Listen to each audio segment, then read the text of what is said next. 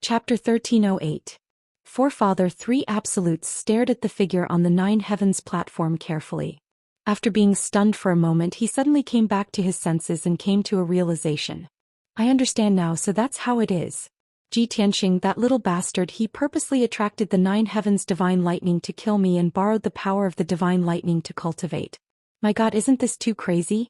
Since ancient times, all the experts have feared the lightning tribulation like a tiger.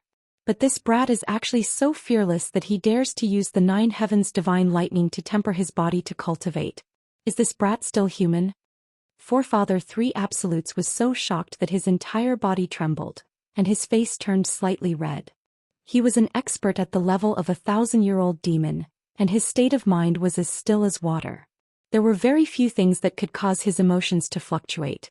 But ever since he met Ji Tianxing, he had suffered one shock after another. Now he was almost numb from the shock. He was simply unable to imagine exactly how monstrous Ji Tianxing was to actually be able to do such a crazy thing that shocked the ages. However, he could only watch helplessly. He was completely powerless to stop Ji Tianxing. All he could do was pray silently in his heart, hoping that Ji Tianxing would fail in his cultivation and go berserk. Or, the next time he attracted the Nine Heavens divine lightning, he would be blasted into smithereens. Time passed and soon another half a month had passed. This time Ji Tianxing had the previous experience and his cultivation was very smooth. Even though he had endured 40% of the divine lightning's power, he still recovered to his peak state in half a month, and completed the tempering of his body, divine soul and Dharma eye. When he finished cultivating, his body's defense, strength and toughness had all increased by 2 times. The power of his divine soul had also increased by 2 times. And the power of lightning it contained was more abundant. His lightning Dharma eye had also turned purple, evolving into the divine eye of lightning, which could release terrifying divine lightning. But this was not the end. With the help of the burial of heaven, he began the third tempering. He used the lightning drawing technique again, attracting the Nine Heavens divine lightning. On the Nine Heavens platform, black clouds covered the sky and thunder rumbled and lightning flashed. When the huge divine thunder light beam came down, the sword of burial of heaven was the first to bear the brunt of the divine thunder light beam, taking 50% of the power for him. Ji Tianxing was once again blasted into charcoal and fell heavily to the ground. Unlike before, when he fell to the ground he was still conscious. Moreover, after the burial of heaven's reminder, he paid special attention to the Nine Heavens platform. He saw with his own eyes that the lightning beam exploded into millions of purple lightning arcs that spread out in all directions when it hit the Nine Heavens platform.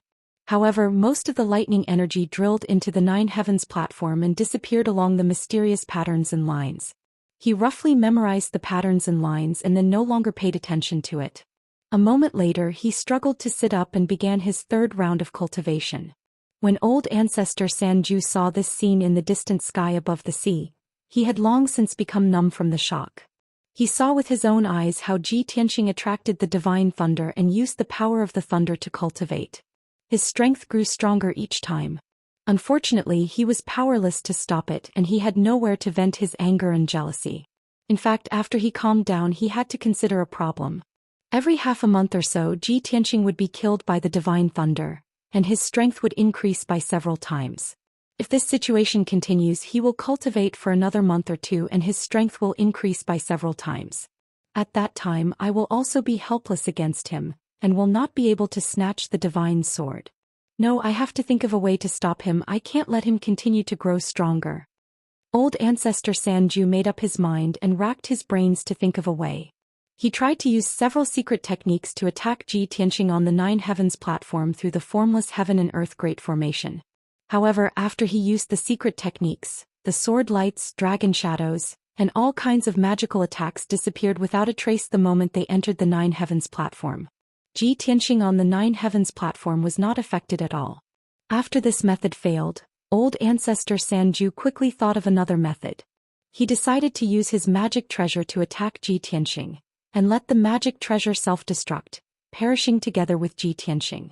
Even if his magic treasure was unable to injure Ji Tianxing, it was not bad that it could attract the divine thunder of the Nine Heavens.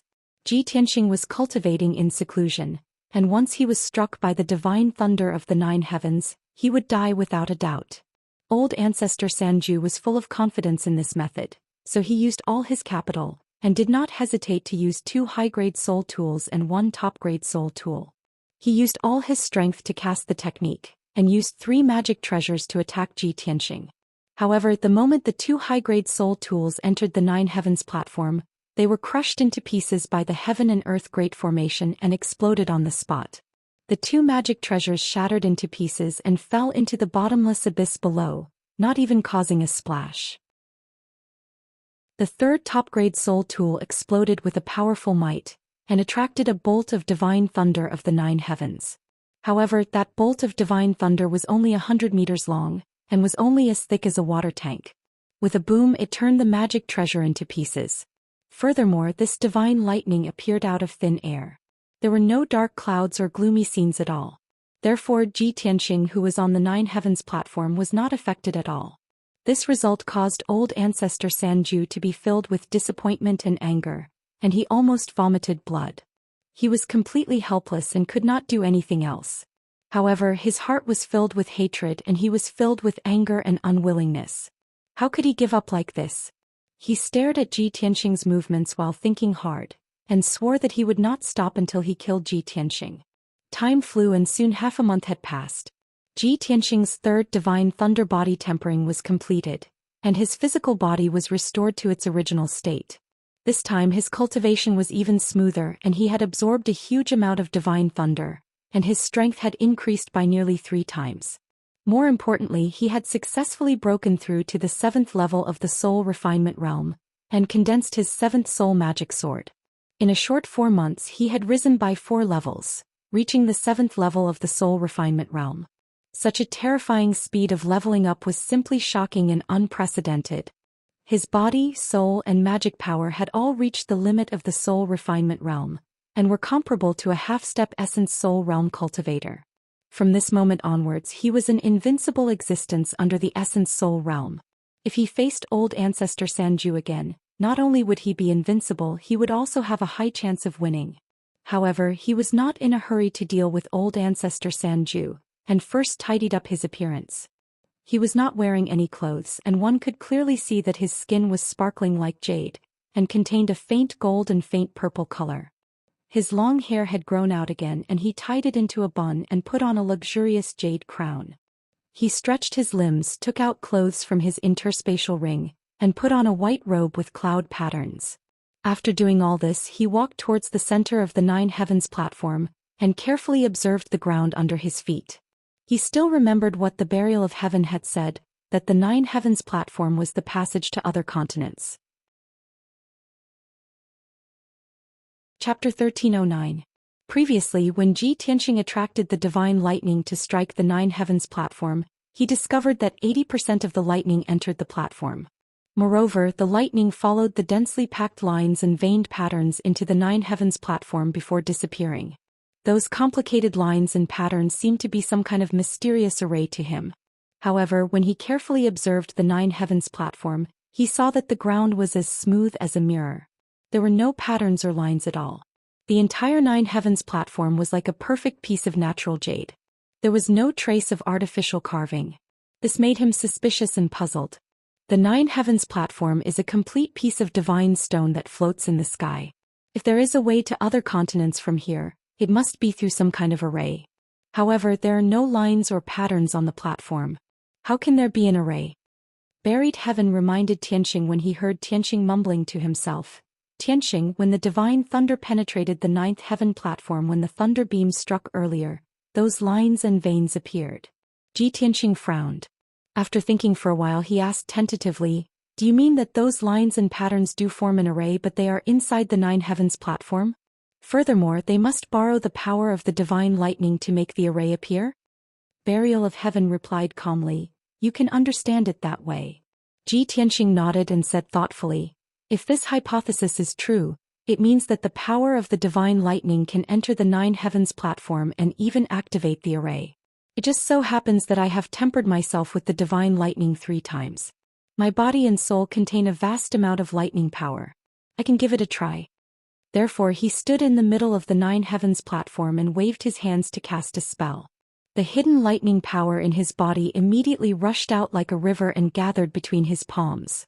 As he shouted, 2 lightning snakes as thick as an arm shot out from his palms and entered the 9 heavens platform under his feet. Bang bang.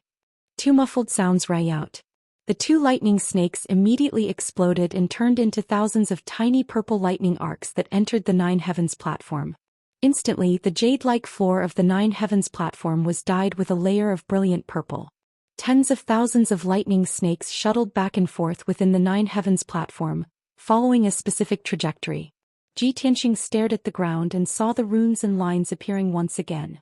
Within a radius of 100 meters, there were at least 90,000 lines and lines that formed an ancient and mysterious formation. Although he was very unfamiliar with this array, he could not identify the type of array or its grade. However, he was certain that this 100-meter-wide array formation was only the tip of the iceberg of the entire array formation. What made him even more excited was that he vaguely felt that this formation was somewhat familiar, as if he had seen it somewhere before. He seriously recalled for a moment, then his face suddenly changed and a trace of joy flashed in his eyes. I remember now. It was the divine array in Kenshin's tomb. The array formation on the 9 heavens platform was very similar to the divine array formation in the 9 heavens platform. Seems like this array formation is also a true divine array formation. This discovery made Ji Tianxing excited, as if he had seen the hope of deciphering the array formation.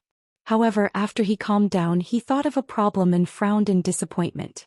The array formation on the 9 heavens platform is also a divine array. I only saw a radius of 100 meters just now. The complete array formation is probably 10 miles wide, occupying the entire 9 heavens platform. Moreover, with my current strength and knowledge of array formations, it is impossible for me to decipher the divine array formation.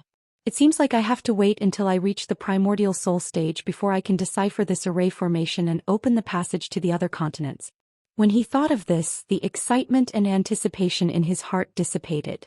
However, the low voice of the burial of heaven sounded in his mind again. Tianxing, what you need to do is to activate the array formation. Why do you need to decipher it? Ji Tianxing was stunned.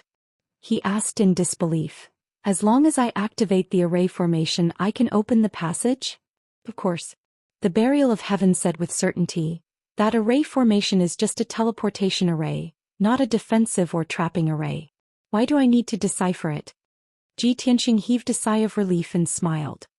This is much easier. Just now, I only used a little lightning power to make the array formation appear in a radius of 100 meters.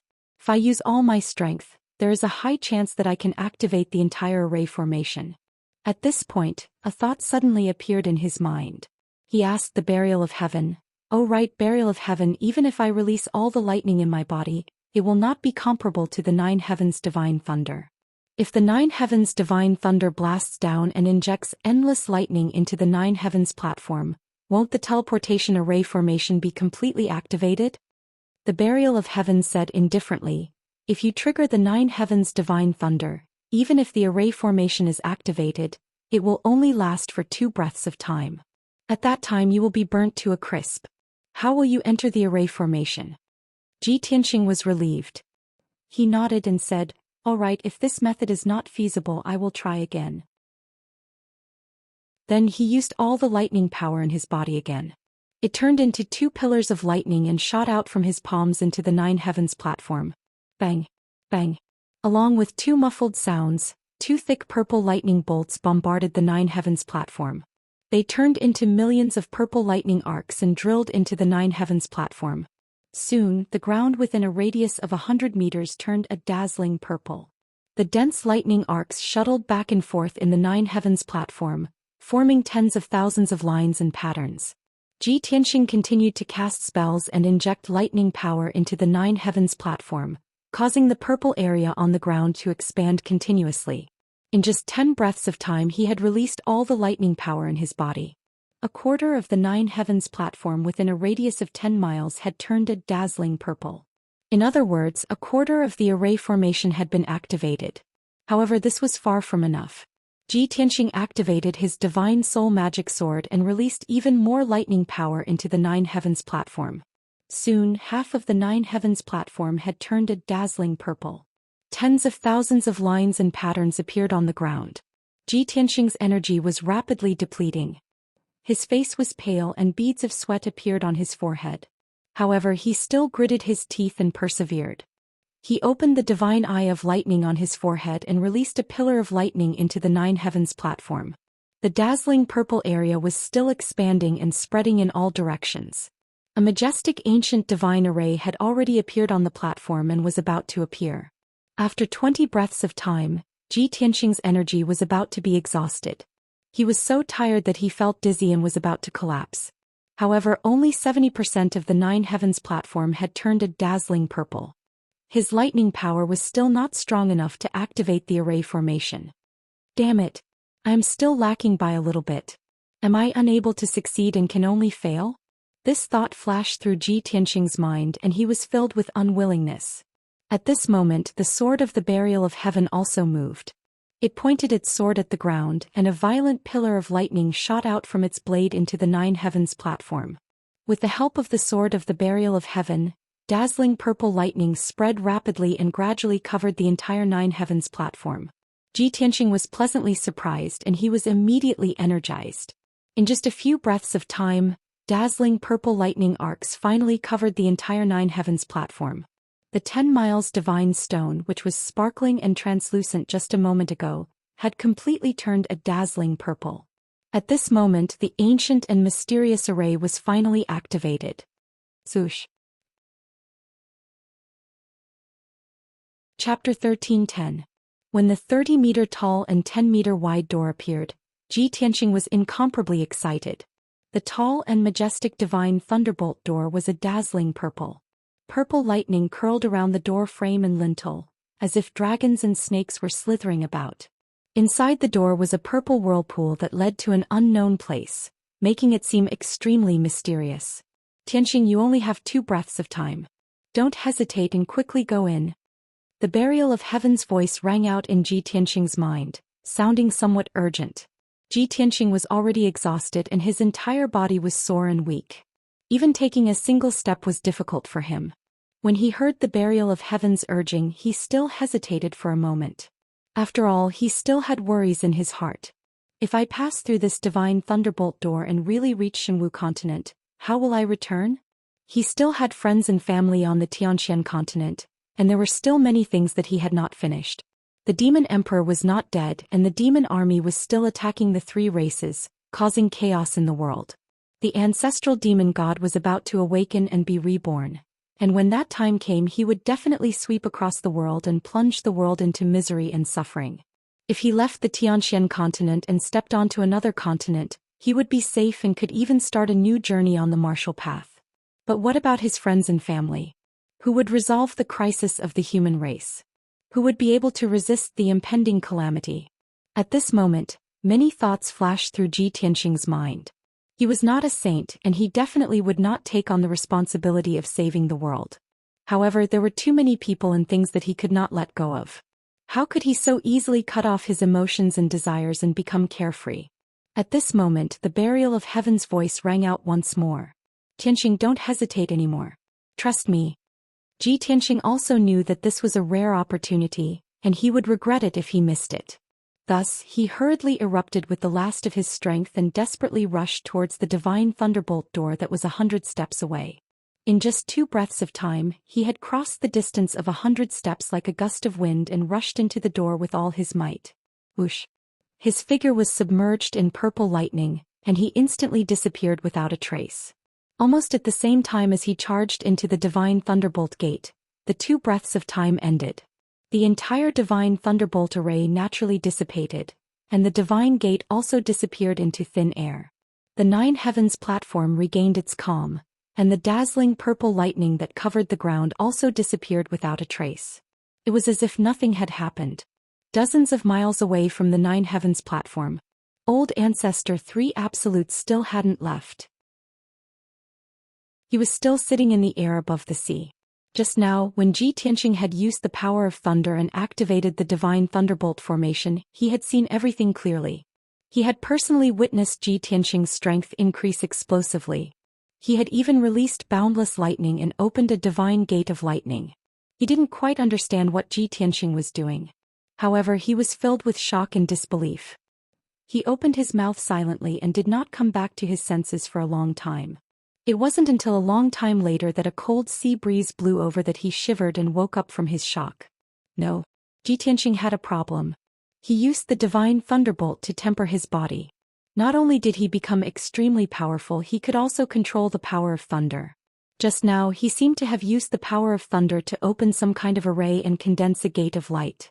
Then he passed through the divine thunderbolt gate and disappeared along with the lightning. It's really strange. What is that kid trying to do? Where did he go after passing through that gate? Could it be that he escaped from under my nose just like that? Old Ancestor 3 Absolutes frowned and muttered to himself angrily. He couldn't figure it out no matter how hard he thought. His heart was filled with hatred and killing intent as well as deep shock and doubt. However, he still remained calm and focused on thinking. He analyzed all kinds of clues and wanted to find the truth. Legend has it that the Nine Heavens platform not only has great danger and terror, but also great opportunities and fortuitous encounters that can allow one to reach the heavens in a single step. Ji Tianxing had to endure the divine thunderbolt's attack, which was extremely dangerous and terrifying. However, after passing through the divine thunderbolt gate, he mysteriously disappeared. Could it be that he obtained a great opportunity? When he thought of this, Old Ancestor 3 Absolutes was burning with jealousy and was about to go crazy. It would be fine if he didn't know about this, but it happened right under his nose. He watched with his own eyes but was powerless to stop it. How could he not be angry to the point of vomiting blood? After hesitating for a while, he finally made up his mind. No. With my strength and methods, I can't stop Ji Tianxing, let alone unravel the secret of the Nine Heavens platform. Now that he and that divine sword have disappeared, I can't get it anymore. Since I can't get it, then I must destroy him and that divine sword. At this point, Old Ancestor 3 Absolutes revealed a cold smile, and his eyes became ferocious and bloodthirsty. I'm going to inform that person. As an Essence Soul Realm expert, he will definitely be interested in the Divine Sword and the Nine Heavens platform. With that, he took out a communication jade slip from his interspatial ring. After inputting a message into the jade slip, he released it. Whoosh! The communication jade simplified into a spiritual light and flew high into the sky, disappearing. After sending the message, Old Ancestor 3 Absolutes waited with a cold smile on his face, watching the Nine Heavens platform closely.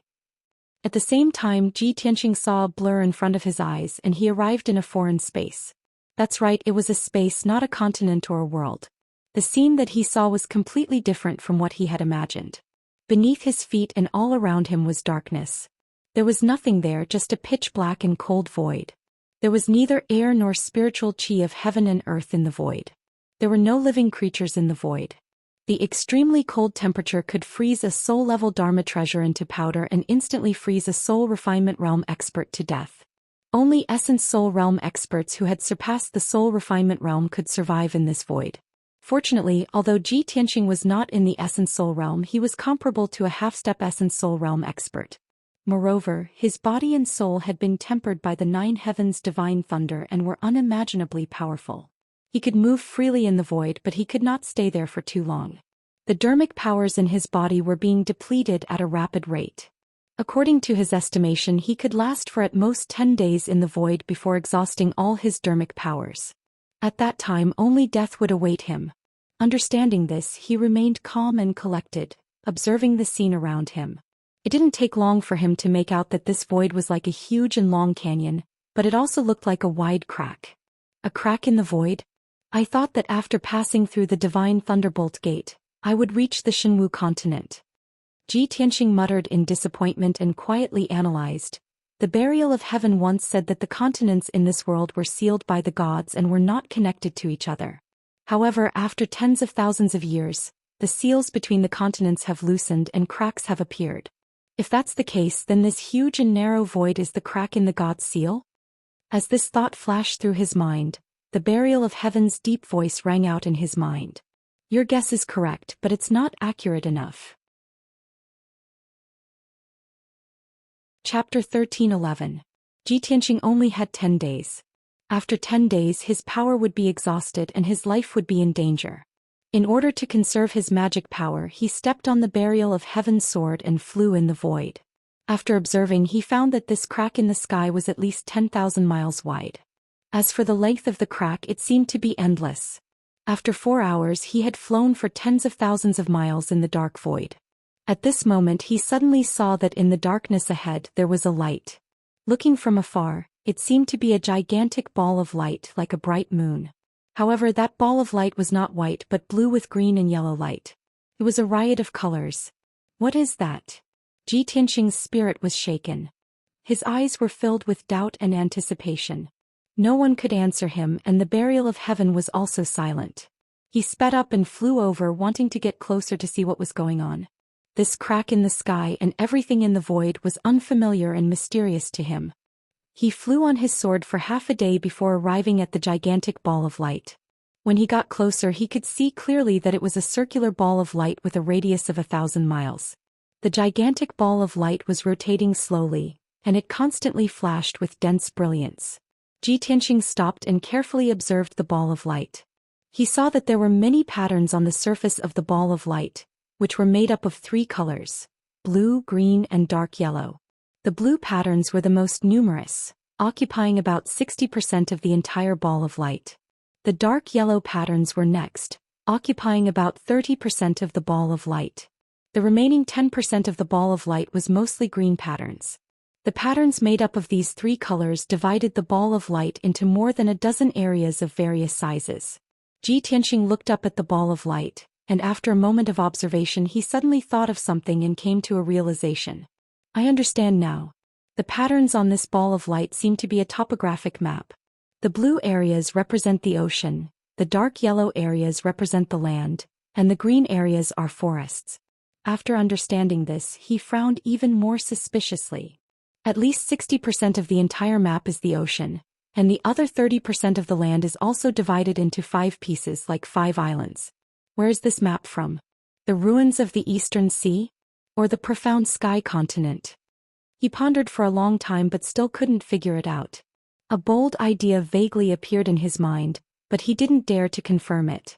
At this moment he suddenly saw that the huge ball of light floating above his head had become extremely dazzling. Furthermore, the pitch-black void on both sides of the sky fissure lit up with a silvery white brilliance. The dazzling silver-white light hung in the void like a 1,000-mile-tall light screen. The curtain of light continued to extend forward as if it was endless. It was like a silver beam of light, tearing apart the pitch-black void. Ji Tianxing flew forward on his sword, but his eyes were fixed on the huge screen of light. The silver light screen flowed slowly like flowing water, and a vast image appeared in it. The first thing that entered his eyes was a green scene. In the picture was a vast grassland. The ground was covered with waist-high green grass, as well as all kinds of small flowers and trees. At the end of the vast grassland stood an ancient city. There was a moat around the city, and under the tall city gate, there were armored soldiers guarding it. On the majestic city wall, there were not only guards, but also ballistas and catapults. As Ji Tianxing flew forward, he saw the picture flowing and changing slowly. He saw the scene in the city again. There were countless commoners and merchants in plain clothes moving about in the city. There were many martial artists with swords and sabers on their backs moving about in the city. Ji Tianxing felt that this scene was somewhat familiar. He continued to fly forward for more than 1,000 miles and saw many similar scenes. There were more than a dozen cities, dozens of mountains, and the ground in front of him. He sharply discovered that the scenes in the mountains and cities were very similar to the scenes in the central state. The commoners in the picture were dressed in the style of the central state, and the architectural style of the houses in the city was exactly the same as the central state. Next, he continued to fly on his sword in the void. The silver light screen was endless, and the scenes in it were also flowing and changing slowly. He also saw many scenes of different styles. There were bleak deserts, dark brown barren mountains, and countless rugged buildings and cities. There were many demons wearing animal skins and bones as decorations. Without a doubt, these scenes were of the Western Baron Demon clan. There was a white world of ice and snow, many mountains covered in pure white snow, and some tall demons with dark or dark purple skin appeared in the picture. These were the scenes of the Northern Desert Demon clan. When he saw this, Ji Tianxing had already flown tens of thousands of miles in the void. Although he was extremely shocked, he had to confirm his previous guess. That's right, these scenes were the scenes of the Xianxia land. He was finally sure that the topographic map on the giant light ball should be a miniature of the entire world. Previously he thought that there were 5 islands on the map. Now he realized that they were not islands but 5 continents. This way, that giant light ball is a miniature of the entire world. The topographic map on the light ball corresponds to the topography of the entire world. In this world, 60% of the area was ocean, 30% was land, and it was divided into 5 vast continents. The Xianxia land is just one of the 5 continents, and it's located in a corner of the world.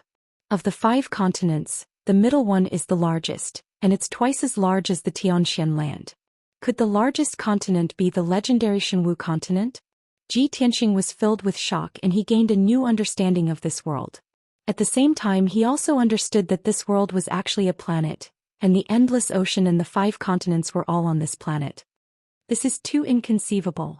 Even a primordial spirit realm cultivator would be trapped on a continent and unable to leave, let alone a spirit refinement realm cultivator, who could overlook the entire world and treat it as a planet, overlooking the endless ocean and the 5 continents. Apart from the gods, who else could have such lofty vision and astounding courage? That light ball is definitely a miracle. Ji Tianxing had known for a long time that a martial artist's martial path was actually a process of understanding the world and becoming one with it. The stronger a martial artist was, the deeper their understanding of the world and the heavens would be. Only a powerhouse who had reached the deity realm could transcend this world and explore the endless galaxies.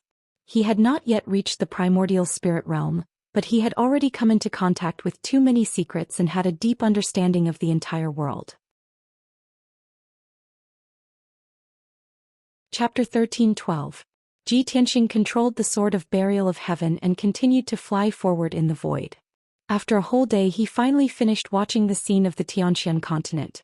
Then a strange scene appeared on the huge light screen. It was a vast and boundless continent. There was a primitive forest that had existed for tens of millions of years. In it stood towering ancient trees that were thousands of meters tall. Dark blue-green wood genuine qi was steaming. In the forest, there were mountain-like shrubs and vines that had lived for tens of millions of years and turned into demons. They entrenched themselves in the forest like living creatures, capturing birds and beasts for food. There were also many strange and huge beasts that shuttled back and forth in the forest like lightning. There was a giant python that was thousands of meters tall that was about to turn into a dragon after devouring the essence of the moon. There was an ancient giant beast the size of a mountain that could crush a mountain peak with one step and break a river with 2 palms. It was earth-shattering. There were also giant birds that could cover the sky and the sun when they spread their wings. They glided across the sky and brought up hurricanes that destroyed hundreds of miles of forest. There were birds and beasts of various colors and shapes. They all had the power to summon the wind and rain and fight the sun and moon. They were unimaginably powerful. After passing through the forest, there was a vast and endless mountain range. Each mountain range was hundreds of millions of miles long. Among them, there were giant peaks that were tens of thousands of meters tall that were shrouded in white clouds and thick fog. Countless powerful demons and beasts shuttled and chased each other between the mountains. Above the vast clouds, there were many ancient and majestic cities built on the peaks of the mountains. Those cities were built on the mountains. The terrain was steep and contained a domineering aura that overlooked the world. The architectural style of the city was also very special. It had a very ancient and sacred aura. There were almost no weak mortals living in the city. Basically, all of the people living in the city were martial artists. Most of the martial artists had amazing strength. They could lift thousands of kilograms of boulders and logs with one hand. Even if these martial artists were not in the sky origin stage, they were not far from it. All the ancient cities were located on the peaks of the mountains and were not connected to each other. Those people came and went with each other. Some of them used vital essence to form wings and flew in the sky like birds. Some of them sat on various flying artifacts. Some were like boats, some were like flying boats, and some were like roulette wheels. However, what Ji Tianxing saw the most was a flying Dharma artifact that was similar to a throne. He flew continuously for 30,000 miles and this was all he saw. His heart was filled with shock and astonishment. He was certain that the continent in the picture was not the Xianxia land. On the Xianxia land, It was rare to see such gigantic and valiant demonic birds and beasts, not to mention such ancient and majestic mountaintop cities. But for the time being he still couldn't tell which continent it was. Therefore he patiently continued to fly forward, carefully observing the scene on the screen. One after another new and unfamiliar scenes appeared clearly in front of his eyes. 8 snow-white single-horned heavenly horses with wings were pulling a luxurious golden carriage with a radius of 100 meters, flying across the sky at lightning speed. The golden carriage was extremely luxurious. It was completely golden and resplendent, and it emitted a divine and dignified aura. It didn't seem like something from the mortal world at all. Around the golden carriage there were hundreds of beautiful young women. They were either carrying baskets of flowers or various musical instruments. Along the way, fresh flowers floated in the air and string music played together. When the sacred golden carriage flew to the mountaintop and arrived above an ancient city, the hundreds of thousands of people in the city all knelt down and bowed in worship. Their attitudes were extremely respectful and pious. Within the golden carriage there was a white jade arm waving her slender hand. A resplendent golden light scattered in the ancient city. Instantly the ancient city was filled with dazzling golden light, as if it had turned into a perfect golden world. On the ground, spring grass sprouted, green trees bloomed, and all kinds of spiritual herbs grew wildly. Hundreds of spiritual beasts also grew rapidly. The hundreds of thousands of martial artists and civilians cheered as if they were bathed in the spring breeze. Subtle changes occurred to their bodies and their strength was greatly increased. Originally, in the towering mountains below the ancient city, there were tens of thousands of demonic beasts gathered.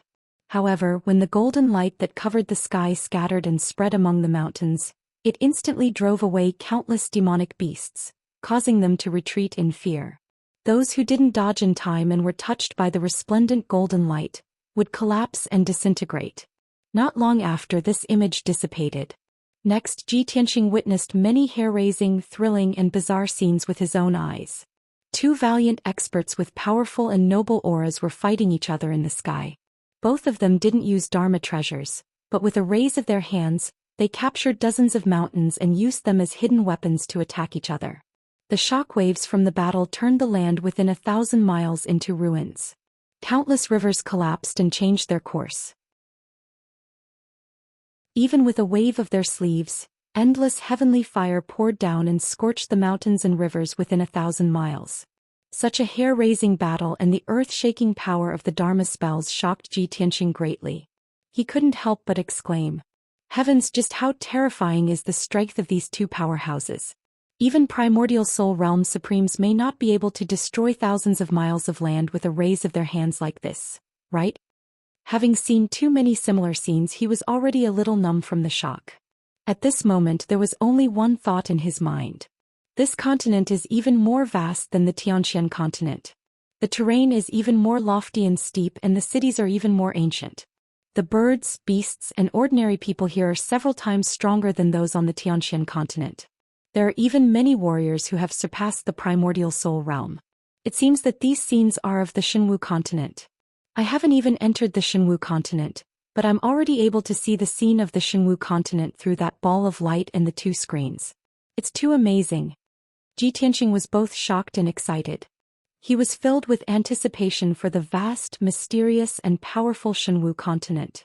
Ever since he had learned of its existence, his goal had been to enter the Shenwu continent.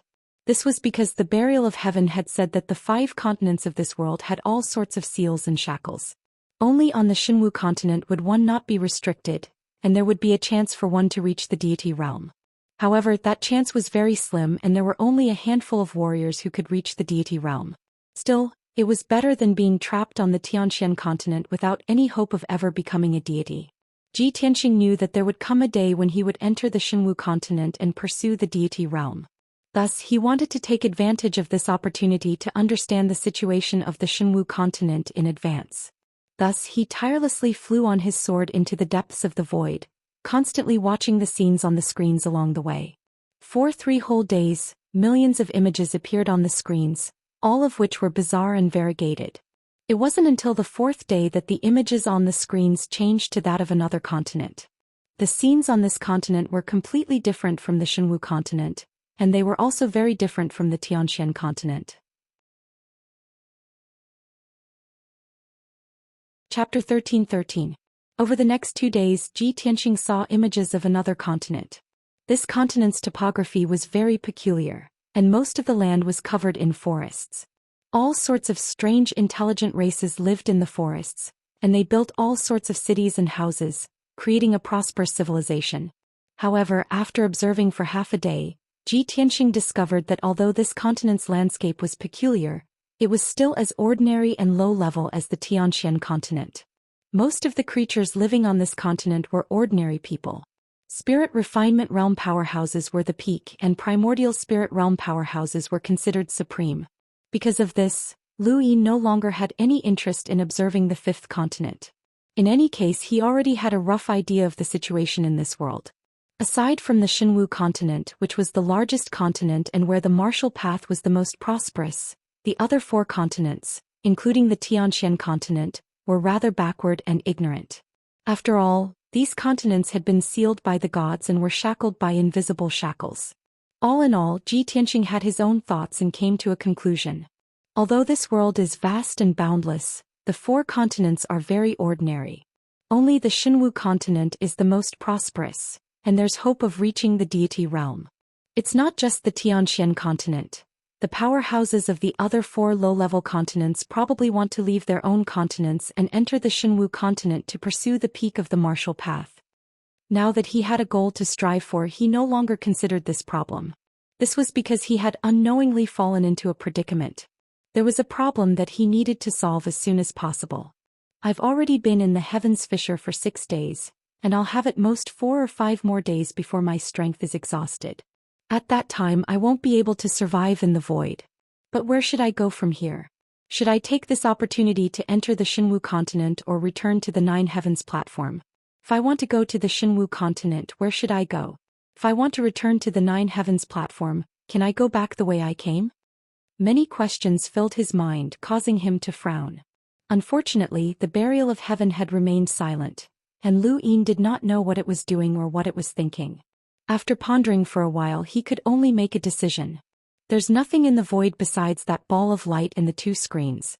If I want to enter this place, it's most likely related to the ball of light and the screens. I'll give it a try first. Thus, he controlled the sword of burial of heaven and flew toward the light screen. An hour later, he came to the mysterious and dazzling light screen and observed it closely. On the dazzling light screen, the image of an ordinary continent was still being displayed, and it was slowly moving. After careful observation, Ji Tianxing discovered that the light curtain was formed by silver flowing light, as if a water curtain was pouring down from above. He tried to reach out his right hand and condensed a golden palm to touch the silver light screen. As a result, as soon as the golden palm touched the light screen rippled like water, and many ripples spread out in all directions. The image on the light screen also became blurry. When the ripples dissipated, the light screen returned to normal and a new image appeared. Seeing this scene, Ji Tianxing suddenly frowned and said with some disappointment, "Such a mysterious light curtain, but I can't see any trace of a formation, let alone understand the mystery." It seemed that it was impossible to leave the void through the light screen. At least with my current strength and experience, I can't do it. He muttered to himself and frowned as he stared at the light screen, somewhat distressed. At this moment he suddenly discovered that the light screen rippled again, and circles of ripples spread out. The image that had just appeared on the light screen was suddenly disrupted and became blurry. I haven't touched the light screen yet, why is this happening? He immediately revealed a look of surprise and stared at the light screen full of ripples, waiting to see what would happen. In the next moment he saw with his own eyes that the image on the light screen had completely disappeared. The light screen in a radius of 1,000 meters became abnormally calm, like a transparent mirror. Through this huge mirror, he saw that behind the mirror, there was a throne gilded with spiritual jade. The throne was very spacious, and it was in the shape of a semicircle more than 6 meters wide. The throne was like a half moon, and its shape was very exquisite and beautiful. It was dazzling with gold and jade, and it exuded a noble and sacred aura. Ji Tianxing was certain that even the thrones of Emperor Golden Dragon and a human imperial lord weren't as noble and gorgeous as this throne. He couldn't imagine how many rare treasures had been used to create such a sacred throne. What realm did the craftsman who made this throne reach? Most importantly, what kind of strength and realm was worthy of this throne? Ninth Tribulation realm? Sage realm? Or a deity realm expert? With these questions in mind, his gaze landed on the throne as he carefully observed it. Then when he saw the figure sitting on the throne, he was dumbfounded. This was because the figure sitting on the throne was actually a petite little girl. The girl's figure and appearance were very similar to humans. She was about 1 meter tall and wore a red dress. She was sitting leisurely on the throne with her bare feet and calves. Her face was fair and tender, and it was as red as an apple. Her palm-sized face was round and looked extremely cute. One couldn't help but want to reach out and pinch it. Her mouth was petite and pink and her nose was small and cute. However, she had a pair of extremely clear and clean eyes. She was a little different from humans. Her long hair was pale golden and she wore hair clips and hair accessories. Her pupils were also golden. However, it was undeniable that this was an extremely beautiful little girl that anyone would love. She was just too cute. Ji Tianxing dared to swear that this little girl was definitely not more than 10 years old. She was only 8 or 9 years old. He would never have imagined that on such a sacred and honorable throne, there was actually an 8 or 9-year-old little girl sitting there. This was simply too shocking. When Ji Tianxing stared at the little girl with his mouth agape, the little girl also widened her clear and bright eyes and stared at him through the mirror. Their eyes met and both of them were stunned. They sized each other up with strange gazes. Moments later, Ji Tianxing came to his senses and greeted the little girl first. "This little girl, hello. May I know who you are?" He was a little hesitant and embarrassed. He didn't know how to address the other party, nor did he know if the other party could understand his language. After he finished speaking, he discovered an even more awkward problem. Although he and the little girl were facing each other, and they were only 5 steps away from each other, there was a mysterious barrier between them.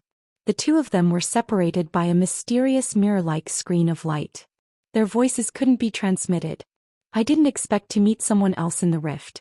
I was so excited that I forgot about this." Ji Tianxing immediately blushed with shame as he smiled awkwardly at the little girl. Chapter 13-14. Seeing that the little girl finally responded, Ji Tianxing couldn't help but smile. In particular, the little girl's eyes were clear and pure, full of innocence, which warmed his heart. Even though he had never met the little girl before, but as the saying goes, one's appearance was born from one's heart. Such a cute little girl couldn't be a bad person. Moreover, there was a mysterious light screen between the two of them. He pondered silently, thinking about how to communicate with the little girl. He really wanted to know, on the other side of the mysterious light screen, where was the little girl's space? Which race was the little girl? Which continent was she from? Why was she here? He quickly thought of a way, using his hands to make different gestures and match them with specific body movements, to communicate with the little girl. Unfortunately, the little girl couldn't understand his body language at all, and was even amused by his slightly comical appearance, giggling. Seeing the little girl giggling, Ji Tianxing felt even more awkward and hurriedly stopped. At this time, the little girl stopped giggling, slowly stretched out her small white hand, and pressed it on the mysterious light screen. When her palm touched the light screen, it was as if she was pressing on water, and layers of ripples appeared around her palm. Then she stared at Ji Tianxing and gestured with her other hand. Ji Tianxing immediately understood what she meant, and slowly stretched out his right hand, and pressed it on the mysterious light screen. Suddenly, an invisible mysterious force wrapped around his palm. That force was a little cold, but it was undeniably powerful, like the majesty of a god, and couldn't be resisted. Ji Tianxing was puzzled. What was the little girl trying to do? In the next moment he felt a slight warmth in his palm, and when he looked he realized that the little girl's chubby little hand had touched his palm. 2 palms, one big and one small, were tightly pressed together. Then an invisible soul fluctuation came from the little girl's palm, and a cute child's voice sounded in Ji Tianxing's mind. "Young hero, may I ask where you are from and where are you going?" Without a doubt, this was the little girl's soul transmission. Her voice was as clear and cute as a 9-year-old girl's. However, her tone was slightly solemn, and her words also had a kind of ancient and experienced charm. Ji Tianxing was stunned for a moment. Obviously, he was not used to a little girl talking to him in such an elder tone. In his opinion, the other party was like a child pretending to be mature, making him unable to restrain his laughter. However, after staring at the little girl for a while, he realized that the little girl was looking at him expectantly. Her expression was quite serious and she didn't seem to be joking. Therefore he also answered seriously, "I came from the Xianxia land and accidentally entered this place. I don't know how to get out." When the little girl heard his soul transmission, she immediately pouted and frowned. She said with some displeasure, You're lying. The fluctuations of your soul have betrayed your heart. You clearly intended to break into this place and explore some secrets." Ji Tianxing's body suddenly shook and he asked in disbelief, "Hey, you can actually pry into other people's minds? So you admit that you're lying?" The little girl's lips curled into a mocking smile with a hint of slyness. It was only then that Ji Tianxing realized that the little girl was trying to trick him. He didn't know whether to laugh or cry and he said, "Little girl, it's fate that we were able to meet here. Can't you treat me with sincerity, less tricks and more sincerity?" The little girl immediately giggled. "You're really interesting." Ji Tianxing only smiled and did not reply. The little girl took the initiative to ask, "Right, what kind of place is the Xianxia land?" The Xianxia land is located in a very distant place and it's surrounded by oceans. Ji Tianxing gave a simple explanation before asking, "What about you? Where are you from?" The little girl roughly understood what he meant and she replied sincerely, "Me? I come from the Xinwu continent's Taihao divine kingdom, and I'm a citizen of the martial god Taihao." When he heard this, Ji Tianxing's expression changed and his eyes revealed a look of astonishment. Xinwu continent? She really is from the Xinwu continent. No wonder the throne she's sitting on is so similar to the flying treasures of the Xinwu continent. As this thought flashed through his mind, his emotions became somewhat agitated and he hurriedly asked, "Little girl, I've only heard of the legends of the Xinwu continent, but I've never seen it for myself. Can you tell me what the Xinwu continent is like? Also, what's the deal with the Taihao divine kingdom and the martial god Taihao?" The little girl pouted and frowned slightly. "I'm much older than you and I have a name. Don't call me little girl." In order to have a smooth conversation, Ji Tianxing decided to ignore the first half of her sentence and asked seriously, "Then I haven't asked, what's your name?" The little girl revealed a warm smile and replied with some pride, "My name is Zhou. What's your name?" "My name is Tianxing." Ji Tianxing answered the question honestly and then curiously asked, "Why are you called Zhou? Is there a surname like Zhou?" Zhou did not seem to like this question and pouted at him. "My surname isn't Zhou. It's just that I'm ranked 99 in my family, so I'm called Zhou." You're ranked 99 in your family?" Ji Tianxing was stunned on the spot and he said with a heart full of shock, "Then you must have a lot of siblings." Zhou nodded and agreed. "Yes, I have a total of 99 siblings and I'm the youngest one. Fortunately, my mother told me that 99 would be as good as one's wishes, and she didn't want to have any more children. Otherwise." Halfway through her sentence, Zhou seemed to be afraid of spilling the beans, so she did not continue. Even so, Ji Tianxing still understood what she was saying, and he immediately felt deep admiration for Zhou's parents. This couple had been able to give birth to 99 children. They were truly powerful. Zhou could tell that he was thinking nonsense and she pouted unhappily. "Hey Tianxing, you're not allowed to think nonsense and you're not allowed to make fun of me." Yes, of course not." Ji Tianxing hurriedly nodded with a serious expression as he guaranteed her. Zhou finally relaxed and continued, "Since you've never been to Xinwu continent, I'll give you a rough idea. Xinwu continent is vast and boundless. I've traveled all over the continent since I was young, but I haven't explored the entire continent yet. There are 3 divine kingdoms on the continent: the Boundless Divine Kingdom, the Absolute Heaven Divine Kingdom, and the Luoshui Divine Kingdom. These 3 kingdoms have existed for nearly 10,000 years. All of the living beings on the continent are under the jurisdiction of these 3 divine kingdoms. The 3 kingdoms restrict each other, but they also assist each other. In short, it's very complicated. Of the 3 divine kingdoms, the safest and most harmonious one is our Boundless Divine Kingdom." Chapter 13-15.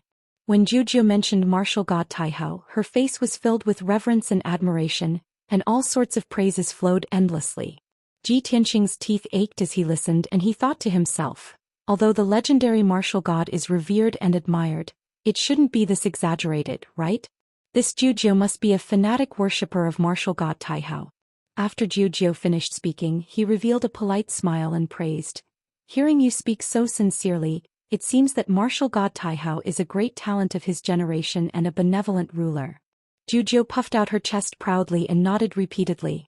"Of course, father. Everyone knows of the martial god's fame." Ji Tianxing hurriedly changed the topic and asked, "What about Tianju and Luoshui god nations?" Zhu lost interest in these two god nations and only gave a brief introduction. Tianju nation is in the eastern region, and its master is martial god Tianju. It's said that he's the most handsome man in the world and is extremely proud and mysterious. As for Luoshui god nation, it's in the northern region of the continent, and its master is martial god Luoshui, who is known as the most beautiful woman in the world. The most handsome man in the world. The most beautiful woman in the world.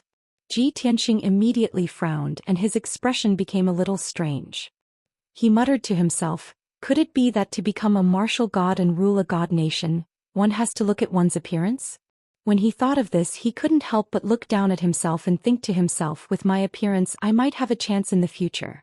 At this time, Zhu saw that he was distracted and asked, Tianxing, I've already said so much and told you the truth about the Shenwu continent. You have to be honest and tell me why you're here. Why did you barge into Xianpin Gate?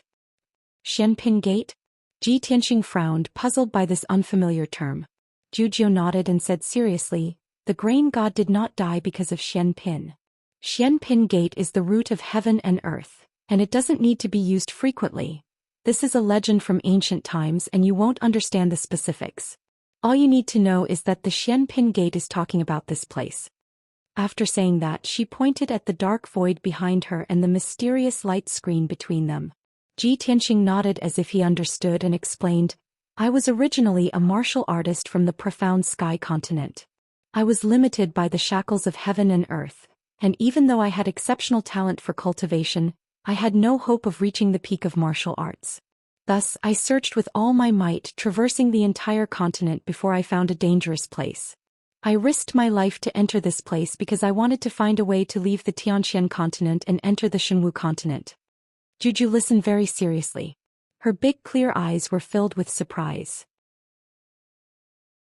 She said in disbelief, You actually know these secrets? How did you know? I can't tell you that. Ji Tianxing shook his head and looked at her apologetically. Zhu did not blame him and she simply nodded in understanding. It's fine if it's not convenient for you to reveal this information. Also, if you want to enter the Shenwu continent, you'll have to go through this screen. When you see the scene of the Shenwu continent on the screen, you'll be able to enter. However, you'll need to reach the primordial spirit realm before you can enter, or else you'll be turned to dust. Also, you must look carefully before you enter. If you end up in the territories of the Heaven End Divine Nation or the Luoshui Divine Nation, you'll be all alone. After saying that, she gave Ji Tianxing a kind smile. Ji Tianxing understood what she meant and he smiled. Zhu, you mean, you're willing to be friends with me? You want me to go to the Taihao Divine Nation when I enter the Shenwu continent? Zhu nodded and her big clear eyes revealed a look of admiration. That's right. You're very smart and you're also a very interesting fellow. You're also very cute. Ji Tianxing chuckled and asked, Right Zhu, you still haven't told me why you're here. Could it be that you want to leave the Shenwu continent and head to other continents? Zhu shook her head and her big clear eyes looked around before she answered, I've never thought of leaving the Shenwu continent. Our Taihao Divine Nation is so harmonious and friendly, so why would I want to leave? I'm just in a hurry to rush to the Clear Sky Pagoda to participate in the God-Disciple selection that happens once every 20 years. However, I lost my way halfway there and accidentally stumbled into this place. Then I met a silly fellow like you. Lost your way. Ji Tianxing's eyes widened in disbelief and he secretly cursed in his heart. A little girl who can get lost actually dares to call me silly? Who's the silly one here?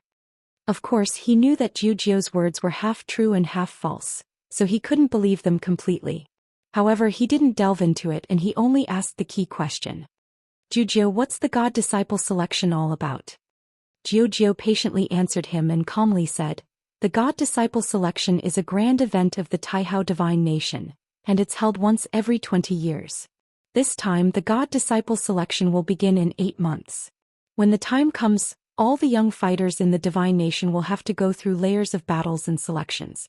The final 100 young talents who emerge victorious will head to the sacred Clear Sky Pagoda to undergo the final selection. The young talents who are successfully selected will become God disciples with honorable statuses. They will bask in the divine light of the Divine Master and grow up healthily and steadily. If they have outstanding talent and strength, they might even gain the Divine Master's favor and be entrusted with important tasks and rewards. As for the young talents who aren't selected, they can only serve as God's servants." Zhou was still somewhat childish and her words were rather interesting, but she was also somewhat vague. However, Ji Tianxing could roughly guess that the so-called God-disciple selection was actually just like the imperial concubine selection in the secular world. After the new emperor ascended the throne, he would send people to search for beauties all over the world. He would pick out a few hundred of the most outstanding ones and send them to the palace for the emperor to choose from. Those who caught the emperor's eye would be conferred various positions in the imperial harem and concubines. As for those who did not catch the emperor's eye, they could only stay in the palace as maidservants. After Ji Tianxing finished chatting with Zhou about the God-disciple selection, he asked her about the Taihao divine nation. The more they talked, the happier they became and their relationship became closer. Their hands were pressed together, unwilling to let go, and they even forgot about the passage of time. Unknowingly, half a day had passed.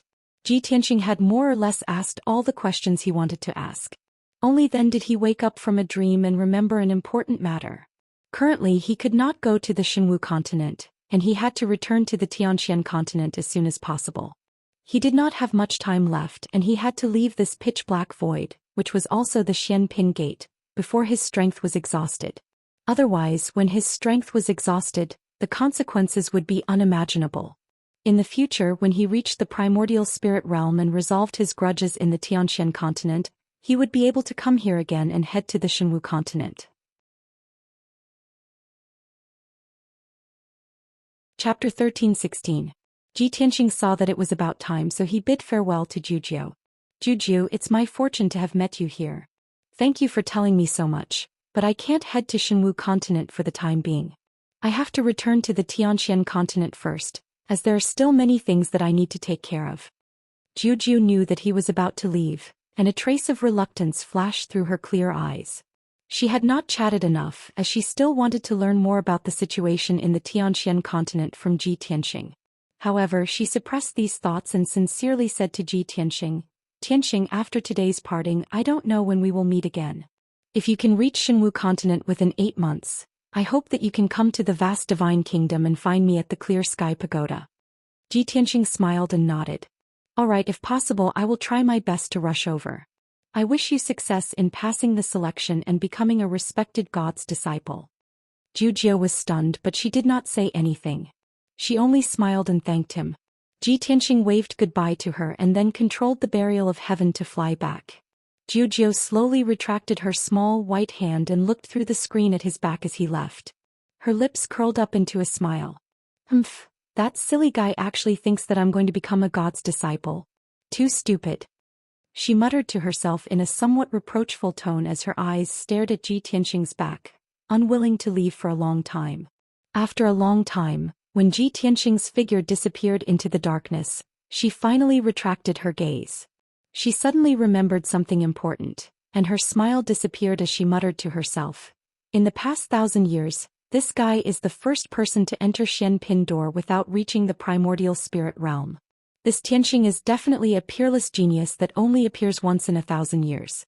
Even in our vast divine kingdom he can be considered a first-rate youth genius. I have to hurry back and report this news to father so that Tianxing won't be snatched away by another God's master when he comes to Shenwu continent." Zhou hurriedly controlled the gilded throne and flew away at lightning speed. Ji Tianxing controlled the barrier of heaven and flew back with all his might. He had already consumed more than half of his strength and he only had 4 days left. He focused on flying and didn't look at the mysterious screens of light on both sides of the void of space. Barrier of heaven was silent for a long time. Suddenly he sent a voice transmission, "Tianxing, that little girl is not simple." Tianxing was in a hurry when he heard Burial of Heaven's sudden words. He was startled. Soon after he came back to his senses and said with a smile, "Of course. She looks like she's only 8 or 9 years old, yet she was able to enter the door of Xianpin. She definitely has the strength of the primordial soul stage or above.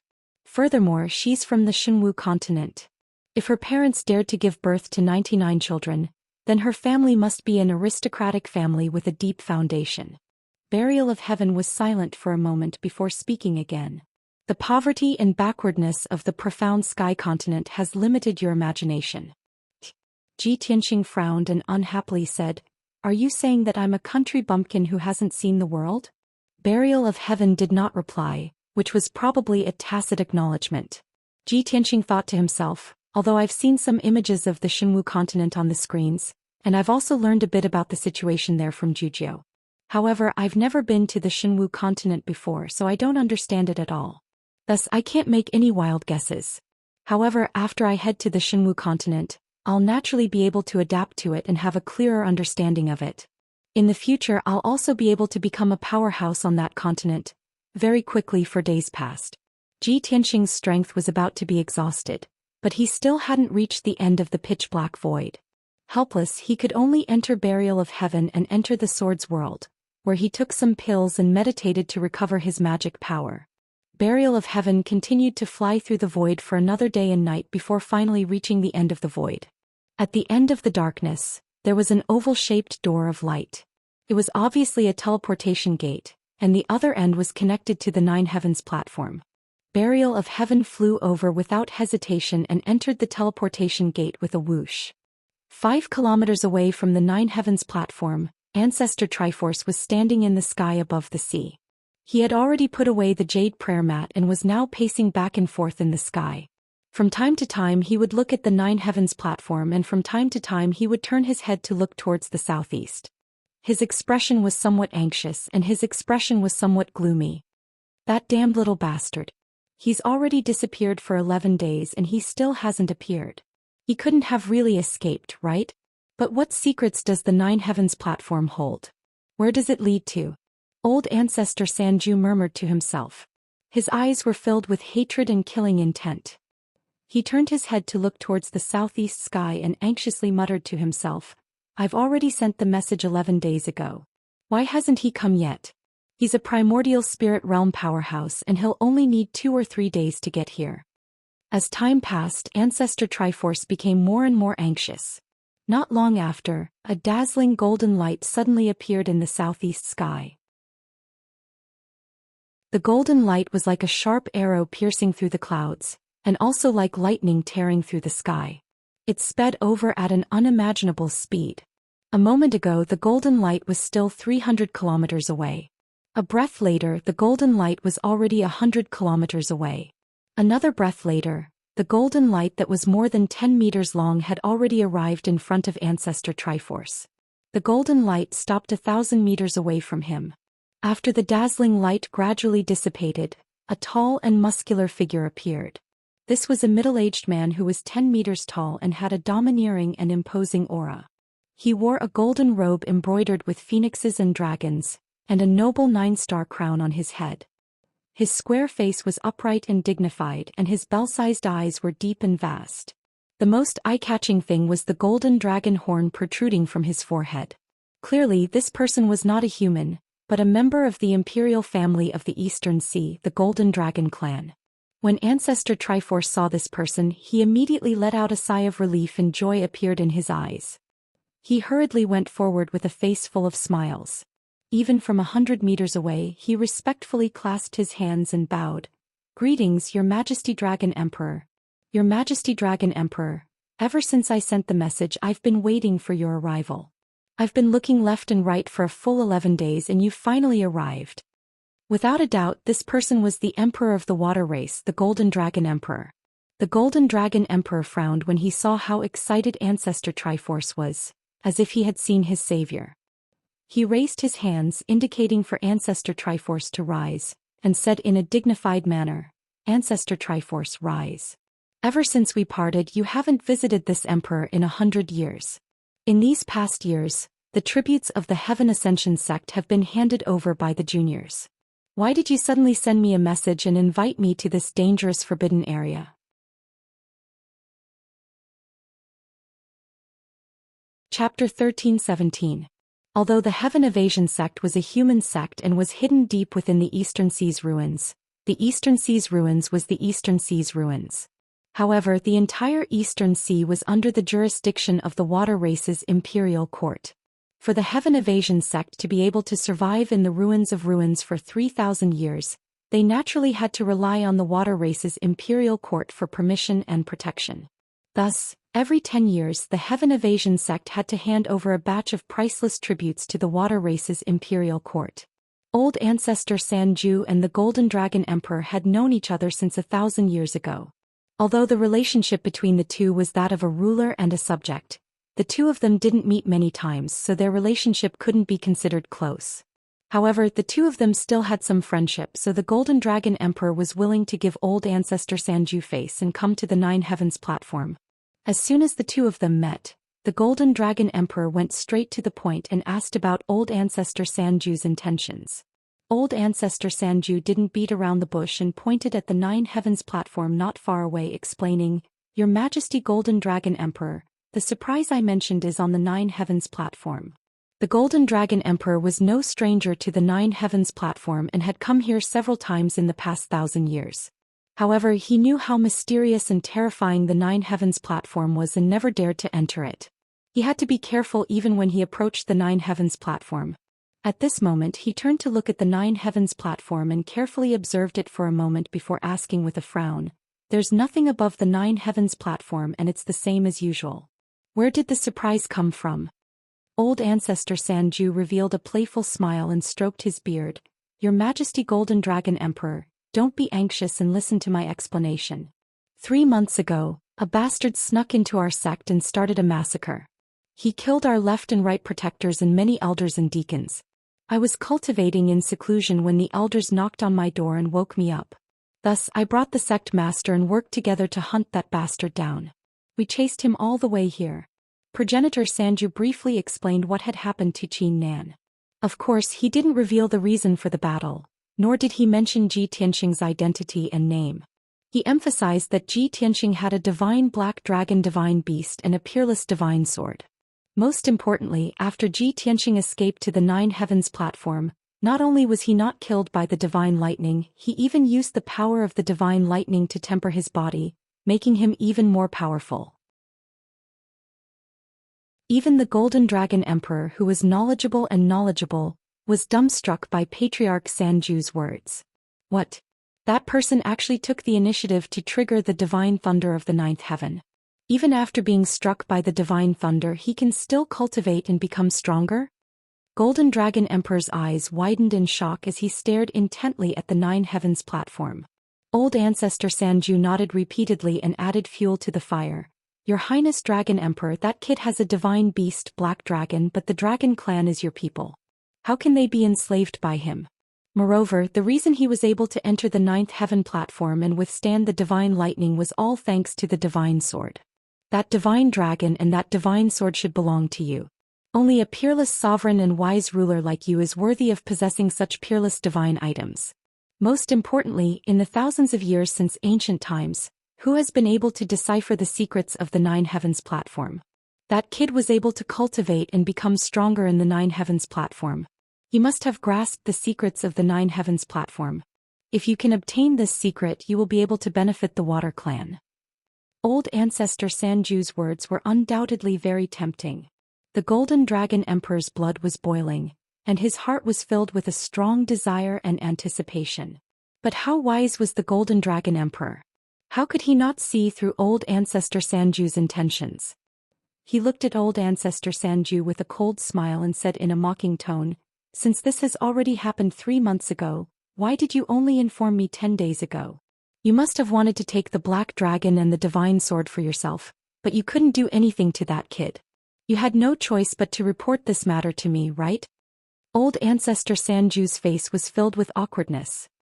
He smiled slightly and said humbly, Your Highness Dragon Emperor's foresight is truly divine. You truly are the peerless sovereign of the East Sea. The Golden Dragon Emperor glanced at him indifferently and waved his hand. Enough nonsense. Where is that kid now? The Nine Heavens platform is clearly empty. Old Ancestor Sanju hurriedly explained. This matter is even more mysterious. 11 days ago that kid used the power of lightning to turn the entire Nine Heavens platform purple. After that, a huge teleportation gate appeared on the Nine Heavens platform. That kid entered the teleportation gate and disappeared. The Golden Dragon Emperor frowned and glared coldly at Old Ancestor Sanju. He said in a deep voice, "You dare to trick me? That kid must have left through the teleportation gate. He has already been gone for 11 days. What's the point of me coming here now?" This. Old Ancestor Sanju saw that the Golden Dragon Emperor was angry and was filled with fear. He wanted to explain, but he was powerless. He racked his brain for a while and came up with a lame excuse. He hurriedly said, "Your Highness Dragon Emperor, none of us know the secrets of the Nine Heavens platform. This one guesses that the kid might have returned to the Nine Heavens platform.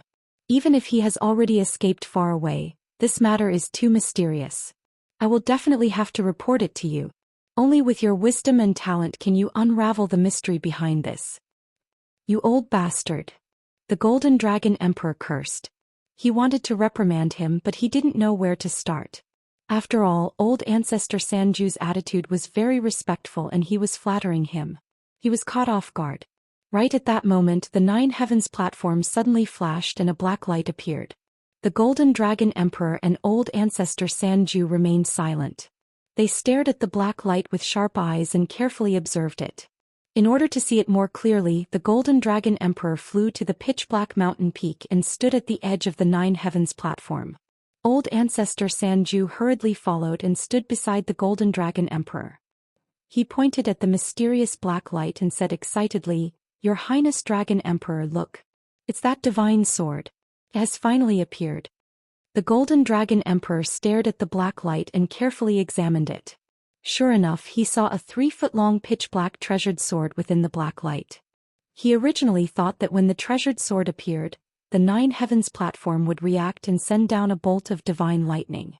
However, the Nine Heavens platform remained calm and tranquil. There was nothing out of the ordinary. The pitch-black treasured sword only stopped for a moment before flying into the sky like lightning. It crossed the bottomless abyss and flew into the distance. Seeing this, Old Ancestor Sanju anxiously shouted, "Your Highness Dragon Emperor, that's the divine sword. Quickly stop it. You mustn't let it escape." The Golden Dragon Emperor was also shocked. His eyes were filled with anticipation and his body flashed as he teleported over. After 2 breaths, the pitch-black treasured sword crossed the bottomless abyss and the pitch-black mountain peak and finally left the Nine Heavens platform. However, it was stopped by the Golden Dragon Emperor when it flew over the sea. Chapter 13:18. When the path of the burial of heaven was blocked, it turned around without hesitation and flew in the other direction. Whoosh! It was extremely fast. Like a black streak of light, it tore through the sky and flew 20 miles in an instant. Ancestor 3 Extinction chased after it with all his might, but he was left further and further behind. It was impossible for him to catch up in a short time. However, the Golden Dragon Emperor's methods were extraordinary.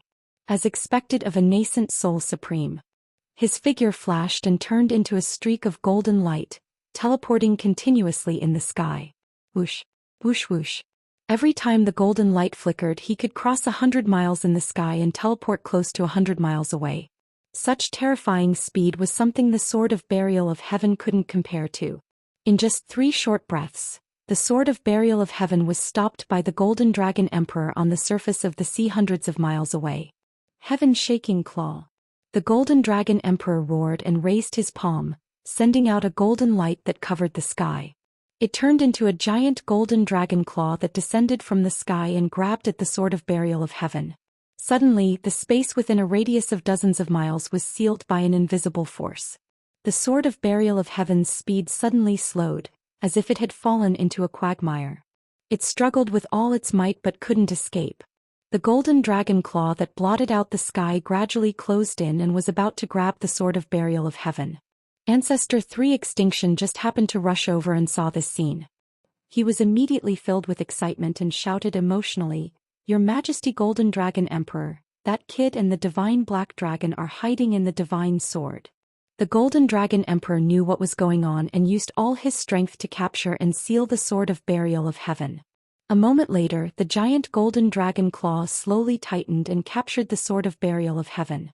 The Golden Dragon Emperor controlled the giant dragon claw to grab the sword of burial of heaven and fly it back to him. The sword of burial of heaven struggled with all its might, but it couldn't break free from the dragon claw. It could only give up for the time being. The Golden Dragon Emperor examined the sword of burial of heaven at close range. He observed the material and patterns on the blade and felt the sword's aura. He immediately revealed a look of surprise. A peak top-grade soul weapon, a half-step divine artifact. A broken sword? Why was it a broken sword? If it was only a half-step divine artifact, how could it withstand the 9 heavens' divine lightning without collapsing? No, there's something wrong with this broken sword. It's definitely a magical treasure that surpasses the primordial spirit realm.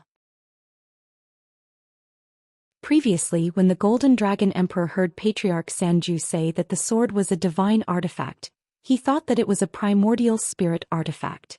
After all, at the Xianxia land, primordial soul stage treasures were the top and publicly recognized divine weapons. However, he was experienced and knowledgeable. After observing the sword of burial of heaven with his own eyes, he could tell that this sword was extraordinary. It was definitely not some primordial soul-level sword. When old Ancestor 3 Absolutes heard his words, he hurriedly came over and looked at the burial of heaven with a greedy gaze. Of course, he lowered his head slightly to conceal the greed in his eyes, not daring to show it in front of the Golden Dragon Emperor. "Your Majesty Dragon Emperor, I've long noticed that this sword is extraordinary. It's a peerless divine sword. Now you only need to kill that brat and you'll be able to obtain the divine sword and a divine black dragon." As old Ancestor 3 Absolutes tempted the Golden Dragon Emperor and urged him to kill Zhou Xian, he carefully observed the Golden Dragon Emperor's expression. Although the Golden Dragon Emperor did not understand the situation, he would not be blinded by joy. He saw through old Ancestor 3 Absolute's intentions and said indifferently, "As for how to deal with this divine sword and the black dragon, I'll decide. There's no need for you to tell me what to do. This matter ends here. I'm going to take the divine sword back to the imperial court. You can leave now." Old Ancestor 3 Absolutes was stunned and cursed in his heart. "Damn you, Golden Dragon Emperor. You're burning the bridge after crossing the river and chasing me away after obtaining the divine sword? This won't do. I have to see him kill Zhou Xian before I can be at ease." Seeing that old Ancestor 3 Absolutes was unwilling to leave, the Golden Dragon Emperor comforted him again. "Old Ancestor 3 Absolutes, I appreciate your kindness. The imperial court owes you a favor. If you encounter any difficulties in the future or if your life is in danger, I promise to save your life. How about it?" After receiving the Golden Dragon Emperor's promise, old Ancestor 3 Absolutes felt much better. He hurriedly bowed and said, "Thank you, Your Majesty." The Golden Dragon Emperor ignored him and turned to leave. However, at this moment the burial of heaven flashed and a figure appeared out of thin air. Whoosh! This was a young man in a white robe. He appeared in the sky without any warning and stood in front of the Golden Dragon Emperor and old Ancestor 3 Absolutes.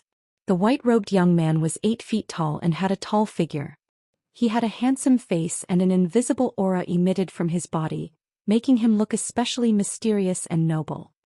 He looked at the Golden Dragon Emperor with a smile and said in a playful tone, "Your Majesty, I trust you've been well since we last met. Where are you taking me?" The Golden Dragon Emperor and old Ancestor 3 Absolutes were stunned. Both of them widened their eyes and stared at the white-robed young man. Old Ancestor 3 Absolutes was the most agitated.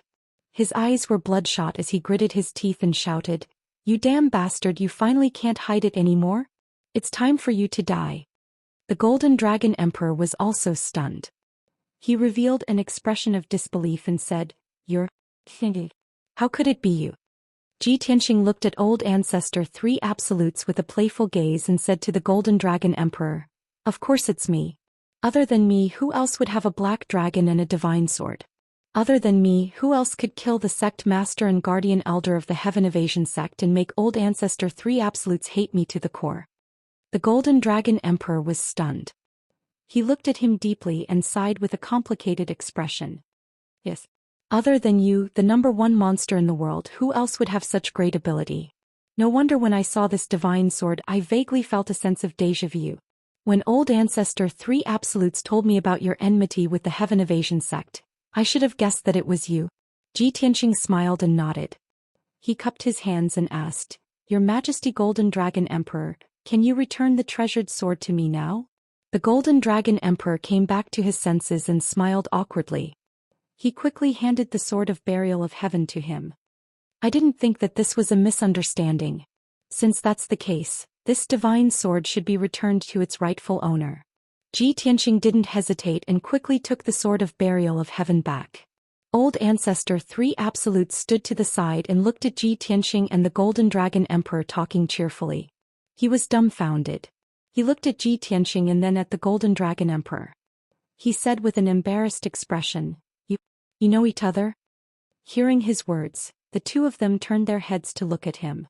The Golden Dragon Emperor was expressionless, but his eyes were a bit gloomy. Ji Tianxing smiled coldly and explained, That's right. More than a year ago, I went to the Water Race Imperial Court to pay a visit to Your Majesty Golden Dragon Emperor.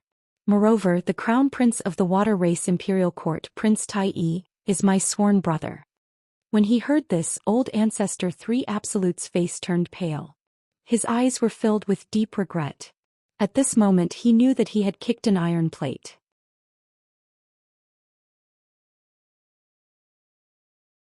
Chapter 13:19. Just as Ancestor Sanju was feeling regretful, the Golden Dragon Emperor's expression changed as he remembered something. He cupped his hands at Ji Tianxing and said sincerely, Tianxing, when you mentioned Tai, this emperor recalled the previous matter. The demon race infiltrated the East Sea and caused a bloodbath. They slaughtered tens of millions of people and caused hundreds of millions of our people to lose their homes. Fortunately, you helped Tai quell the chaos in the East Sea and eliminate the evil demon race experts. If you hadn't appeared in time, the entire East Sea would have been in danger. The consequences would have been unimaginable. Here, this emperor represents all the people of the water race to express my deep gratitude to you. After saying that, the Golden Dragon Emperor bowed solemnly to Ji Tianxing to express his gratitude. Ji Tianxing raised his hands, indicating that the Golden Dragon Emperor could dispense with the formalities. Seeing this scene, Ancestor Sanju's expression became even more unsightly. His eyes were filled with deep shock. He never would have thought that Ji Tianxing was not only the sworn brother of the water race's crown prince, but also the imperial court of the water race owed him such a great favor. If he had known this earlier, he definitely wouldn't have reported it to the Golden Dragon Emperor. He was digging his own grave. Ancestor Sanju's intestines turned green with regret. He only wanted to turn around and run away. However, Ji Tianxing stared at him and released an invisible spiritual power to suppress him. Ancestor Sanju, you old thing, you're really despicable. You're simply despicable to the extreme. You want to steal my divine sword and black dragon, but you know that you're not strong enough, so you want to kill with a borrowed knife. You want to use His Majesty the Dragon Emperor? This is good. I'll let His Majesty personally witness how you die under my sword. As he spoke, Ji Tianxing held the Burial of Heaven sword in his hand. His entire body surged with killing intent as he prepared to attack. Ancestor Sanju's expression changed. Deep hatred surged in his eyes, and his entire body emitted a biting cold killing intent. You little bastard, you're actually the one who's the bad guy first. Since that's the case, let His Majesty the Dragon Emperor be the witness. We'll settle this grudge here. You cruelly killed our sect master, left and right protectors and many elders. Today I'll cut you into pieces to avenge them. Instantly the atmosphere became tense and filled with killing intent. The sea within a radius of 100 miles was swept up by a terrifying hurricane, and huge waves of 1,000 feet were swept up. That was the impact of the collision between Ji Tianxing and Ancestor Sanju's souls. Old Ancestor 3 Absolutes knew that Ji Tianxing's strength had increased several times after being tempered by the divine lightning. However, he was an expert at the half-step essence soul realm. How could he be afraid of a junior? Of course he couldn't, the Dragon Emperor. As the Dragon Emperor. As expected, the Dragon Emperor couldn't sit still. He looked at Ji Tianxing and then at Ancestor Sanju. He immediately frowned. He stretched out his hands and gestured for the two to stop. He said in a dignified tone, Tianxing, Ancestor Sanju, I don't know about the grudge between the two of you. I won't stop you from settling your grudge. I'll also remain neutral and not help either side. However, the two of you can't die. As long as I'm here, I won't let either of you kill the other. After today you can do whatever you want. The Dragon Emperor's attitude was very clear. Ji Tianxing and Ancestor Sanju could settle their grudge, but neither of them could be killed. If Ji Tianxing was killed, he would have let down Tai, the people of the Water Tribe, and his own conscience. If Ancestor Sanju was killed, he would have gone back on his word. He wouldn't be the emperor of the imperial court of the Water Tribe. After all, he had just promised Ancestor Sanju that he would save him if his life was in danger.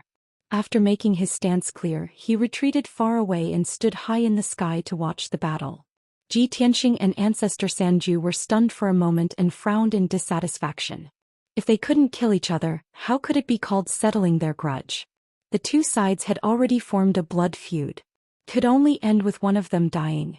Ji Tianxing frowned and thought for a moment. Suddenly he remembered something.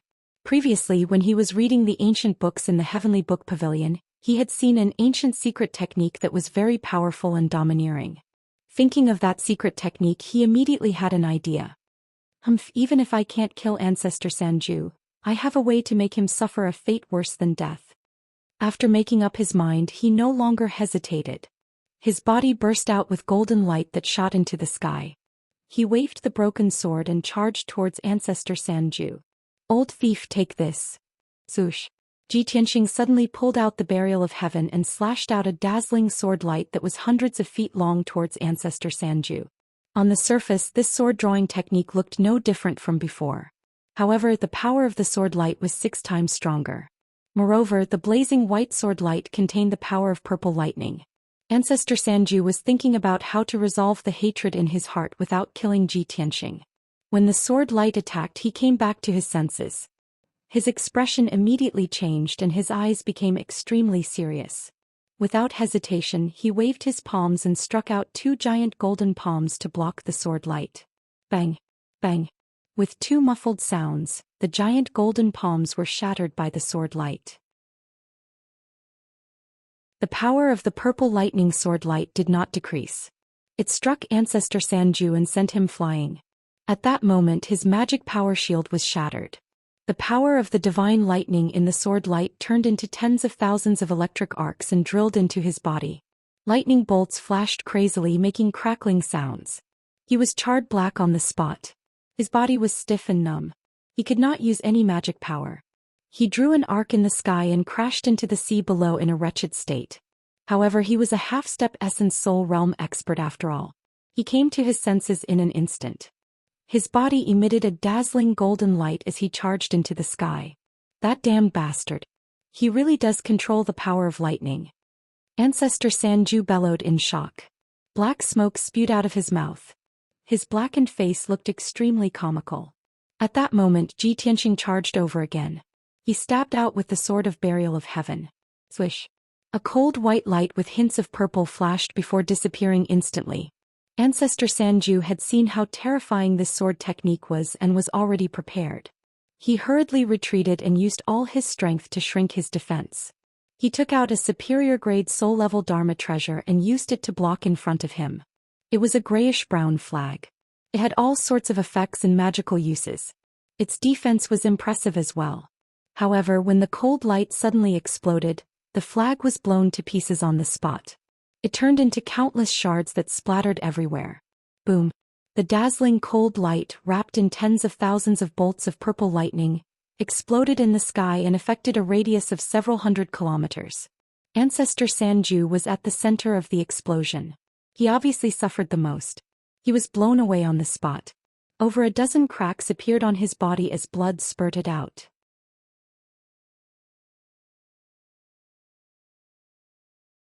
Chapter 1320. Patriarch 3 Absolute's heart was crumbling. 3 months ago he was the one who chased after Ji Tianxing and forced Ji Tianxing to enter the Nine Heavens platform. Back then Ji Tianxing was not his match at all and was trampled on by him. But now, in a short span of 3 months, the situation of both sides had reversed. Right from the start he was beaten back repeatedly by Ji Tianxing. He was in a sorry state and his injuries were miserable. Ji Tianxing only used 2 moves to beat him until he was covered in injuries and vomiting blood. His heart was filled with grief and fury, but he had to admit a fact. Ji Tianxing's combat strength had surpassed his in all aspects. Damned little bastard, how can your strength increase by 7 or 8 times in a short 3 months? This doesn't make sense, it's impossible. Patriarch 3 Absolutes charged into the sky once more, glaring at Ji Tianxing with bloodshot eyes and roaring hysterically. His body was pitch black and emitted smoke. With a shake of his body, black ash would scatter. 5 kilometers away, Ji Tianxing stood above the sea and stared at him coldly. He sneered. Nothing is impossible. Common sense is meant to be broken. Back then you chased me across half of the sinkhole and forced me here. Today I'll let you have a taste of fear and despair. With that, he unleashed 100% of his strength and swung his sword fiercely towards Patriarch 3 Absolutes, who was 5 kilometers away. Sword-wielding stance. The world was shocked when the sword was unleashed, sword chi spanning 30,000 kilometers. The burial of heaven slashed out a huge white sword light with hints of purple. It was 100,000 feet long and looked like a crescent moon. In that instant, the sea region was illuminated by a blinding white light. Clouds surged in the sky and the sun and moon lost their light. Huge waves surged on the surface of the sea. An incomparably domineering and sharp sword chi spread out in all directions, forming an invisible storm. That crescent-shaped sword light was terrifyingly powerful, causing people to tremble in fear. Old ancestor Sanju's pupils constricted as a deep sense of fear flashed through his eyes. Without any hesitation he used his secret technique to block with all his might, hoping to neutralize this sword technique. Both of his hands were forming strange hand seals, drawing arcs of golden light in the air as he condensed the seals at the fastest speed possible. In the blink of an eye, the thousands of golden light lines formed a seal with a radius of 10 miles. This seal was extremely ancient and complex. Ordinary soul refinement realm experts wouldn't be able to understand it at all. When the seal was formed, Forefather 3 Extremes let out a thunderous roar, mountain-suppressing command. Immediately, the seal lit up with a dazzling golden light, condensing into a huge golden mountain with a radius of 10 miles, smashing down towards Ji Tianxing from the sky. Boom! The crescent-shaped sword light collided with the 10 miles golden mountain in the sky, creating a loud explosion that shook the heavens.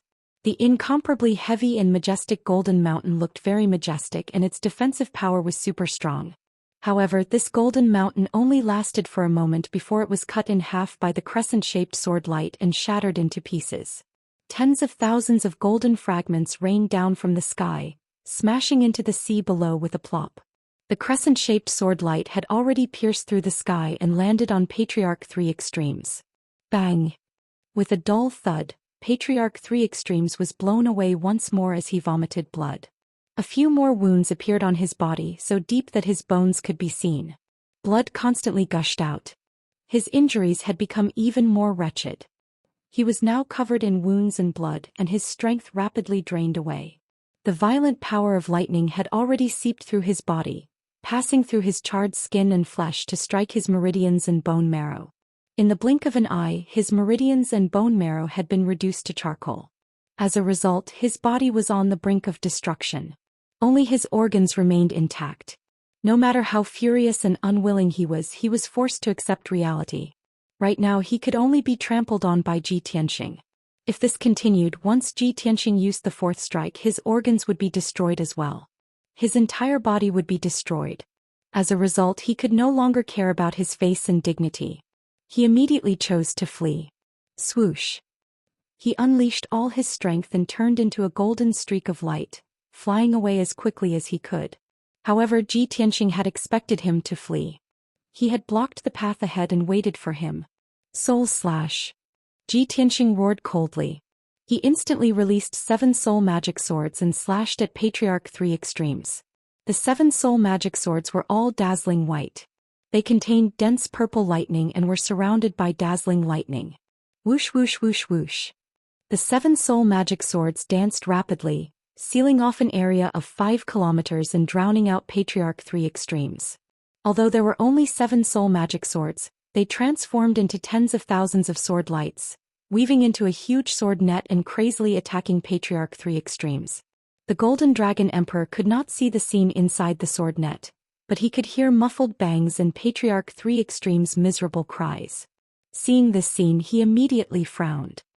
His pupils constricted and a deep sense of shock surged from his eyes. Patriarch 3 extremes has lived for 2,000 years. His strength has reached the half-step primordial soul realm. His cultivation is extremely profound and can be said to be invincible below the primordial soul realm. I really did not expect Ji Tianqing to be able to suppress him and trample on him so easily. This is too terrifying. Ji Tianqing is so young, yet he already has such a shocking strength. This kind of talent and aptitude is simply not seen in 10,000 years, and is rarely seen since ancient times. These thoughts flashed through the Golden Dragon Emperor's mind. He stared at Ji Tianqing in disbelief. In troubled times, such a peerless monster has appeared in the human race. This is really the Imperial Court's blessing, the human race's blessing. It's a pity that my son Tai Yi does not have such talent and cannot be compared to him. Otherwise I can be at ease. Thinking of this, the Golden Dragon Emperor's heart surged with envy and regret. If his son could be as monstrous as Ji Tianqing, he would not have to worry about leaving the East Sea. Even if he died in battle in the northern desert, he would have no regrets. The Golden Dragon Emperor's imagination ran wild for a while before he came back to his senses. He saw that the sword net flickering with lightning had not dissipated and was still strangling Patriarch 3 extremes. However, Patriarch 3 extremes was no longer breathing. Not even a scream could be heard. He suddenly woke up from a dream and his expression changed. Oh no, Patriarch 3 extremes couldn't have been killed by Ji Tianqing, right? Thinking of this, he waved his palms without hesitation and struck out 2 golden dragon claws that blotted out the sky and the sun, grabbing at the huge sword net. Tianqing, stop. Although the sword net was extremely mysterious, it could not block the attack of a primordial soul supremacy. Crack. With a loud and clear sound, the 2 huge golden dragon claws tore the lightning sword net in half.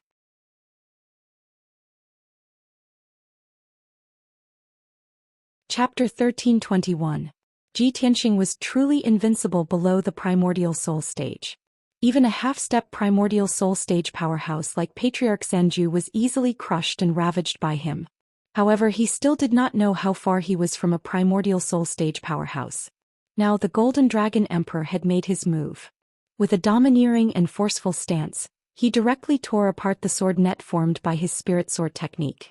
He could clearly feel that unparalleled violent and ferocious power. It was like a huge mountain that could not be shaken. It was obvious that there was still a huge gap between him and a primordial soul stage powerhouse. There was an insurmountable gap between them. After a while, the sword light that covered the sky dissipated, and Patriarch Sanju's figure appeared. Seeing his miserable state, the Golden Dragon Emperor could not help but gasp. His expression also became somewhat complicated. Patriarch Sanju's injuries were simply too terrible. His physical body had not collapsed, but it was completely black. His internal organs, flesh, blood, and bone had all been charred. Moreover, his 4 limbs had been chopped off. His entire body was covered in cracks and holes, like a sieve that was full of holes. The Golden Dragon Emperor sighed inwardly. With such injuries, his physical body is equivalent to a pile of trash. It's better to just destroy it. He knew very well that once a half-step primordial soul stage powerhouse like Patriarch Sanju's physical body was destroyed, the consequences would be extremely severe. Even if Patriarch Sanju went into seclusion to recuperate for a few hundred years, he could still reform his physical body and recover to his peak strength. However, his martial arts foundation was damaged, and it was very likely that he would not be able to reach the primordial soul stage. There was no hope for him in this lifetime. At this moment, Patriarch Sanju's physical body gradually collapsed. With a whoosh, it split open and turned into a large cloud of black dust that scattered from the sky. His physical body was completely gone. Only a ball of white spirit light was left, floating in the air in a daze.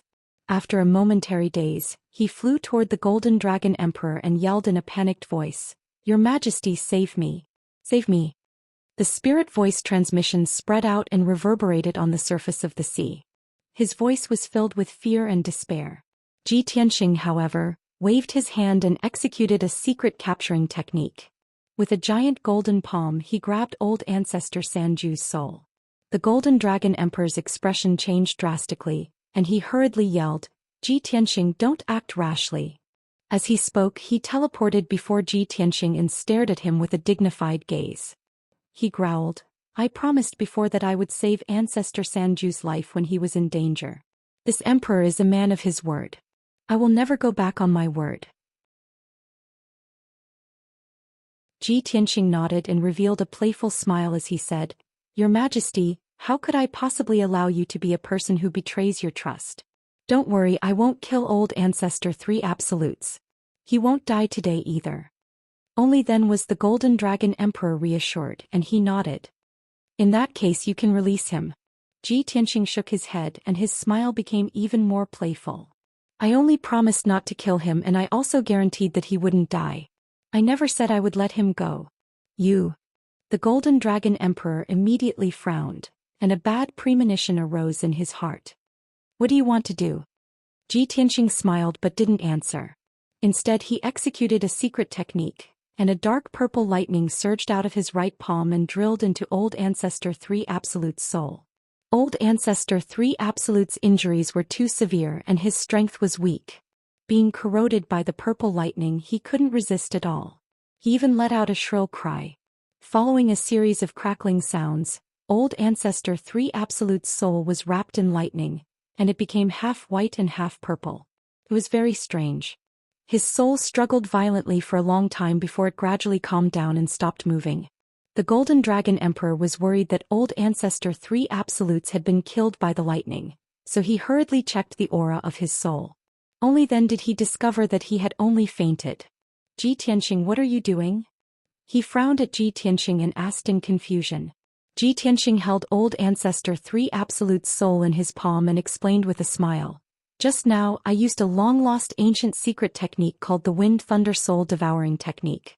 I implanted a bolt of 9th Heaven Divine Lightning into Old Ancestor 3 Absolute's soul.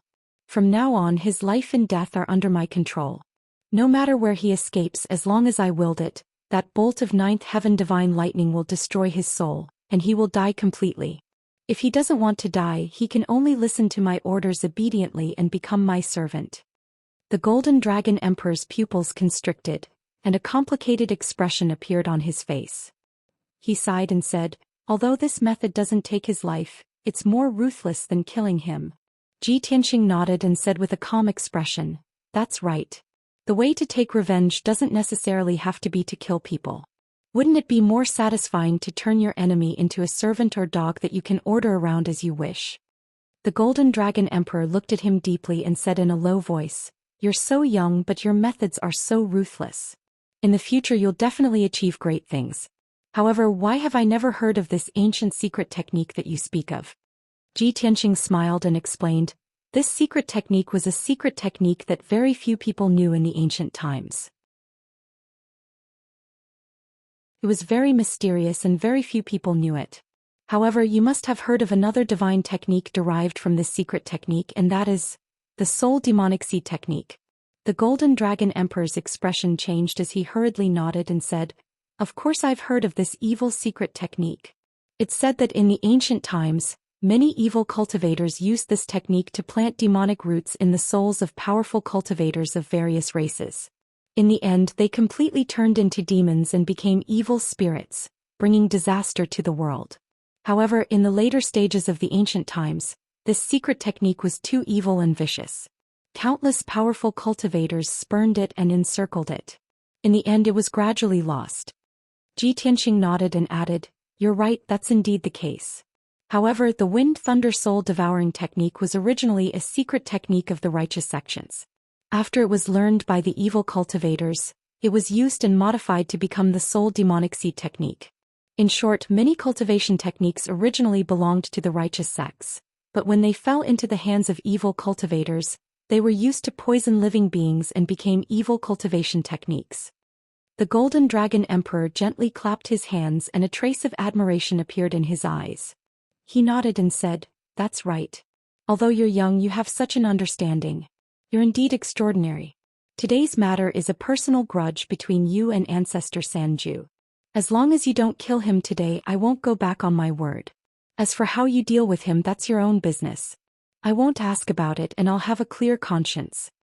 Ji Tianxing put away Ancestor Sanju's soul and cupped his hands to the Golden Dragon Emperor. "Many thanks for your Majesty's help. Since that's the case, this junior will take his leave." The Golden Dragon Emperor smiled and nodded. "Now that the demon race is wreaking havoc in the human world, the world is in chaos. I'm sure you have an important task to attend to, so I won't invite you to the Dragon Palace as a guest. However, I'll remember the kindness you've shown my clan and will definitely return the favor in the future."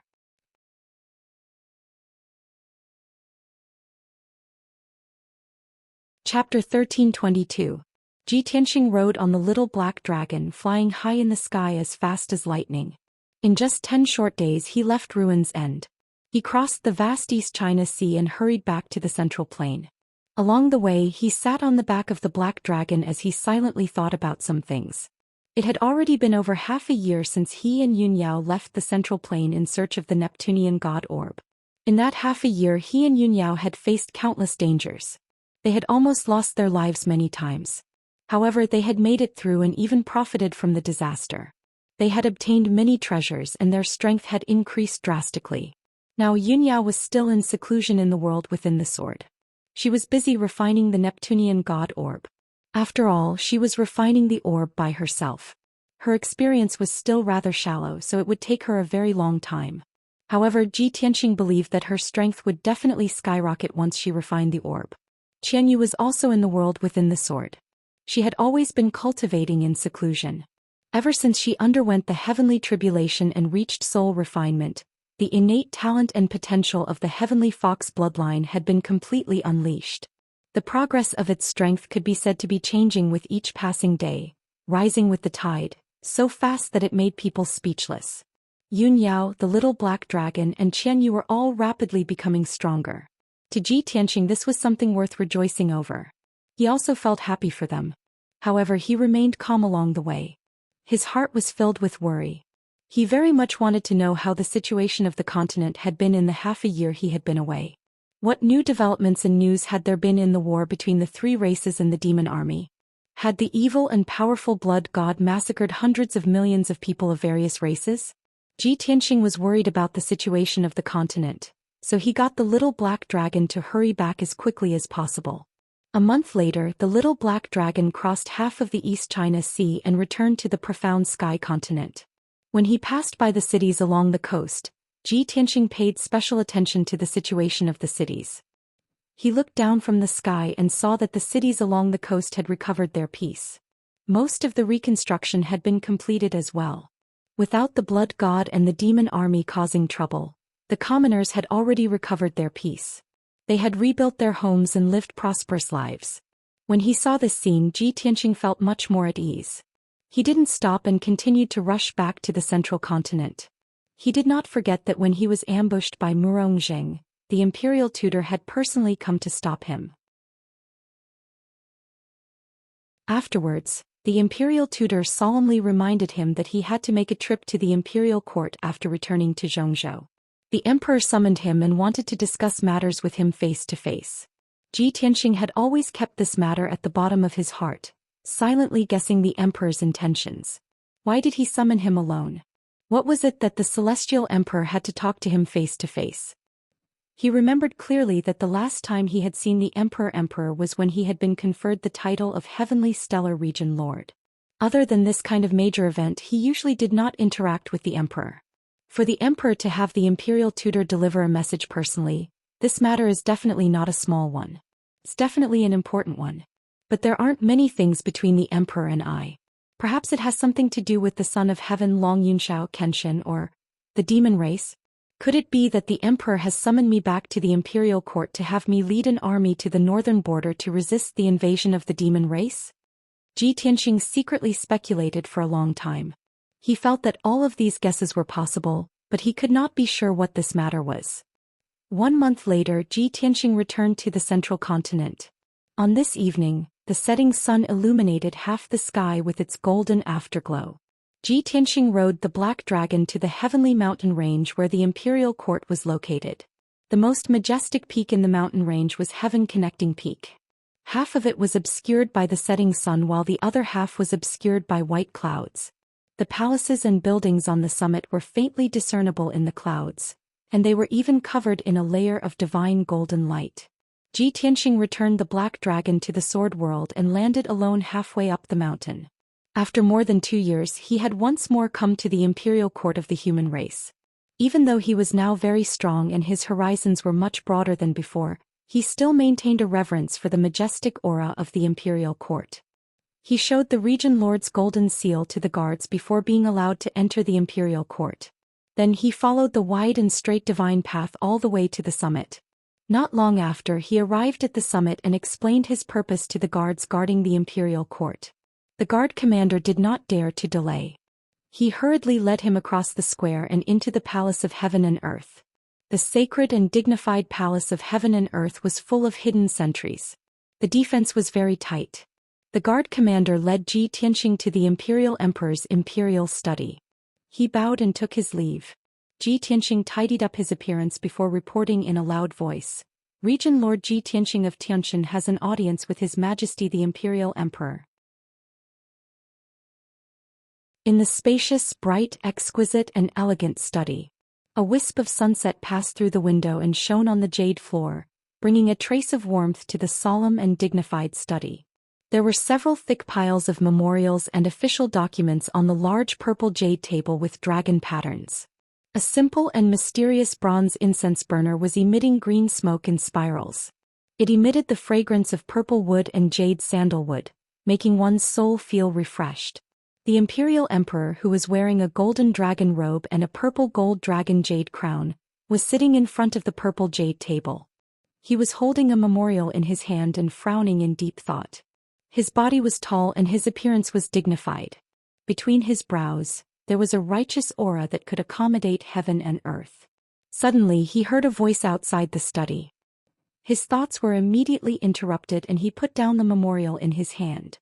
Ji Tianxing? Why did this brat take so long to come back? The imperial emperor muttered in a low voice. He frowned slightly and seemed to be a little dissatisfied. But his brows quickly relaxed and his expression returned to normal. He said in a low and dignified voice, "Come in." Ji Tianxing, who was waiting outside, heard the imperial emperor's voice and pushed the door open to enter. He walked to the middle of the study and stood still. He bowed solemnly and paid his respects to the imperial emperor. Subordinate Ji Tianxing pays his respects to the imperial emperor. The imperial emperor did not answer immediately.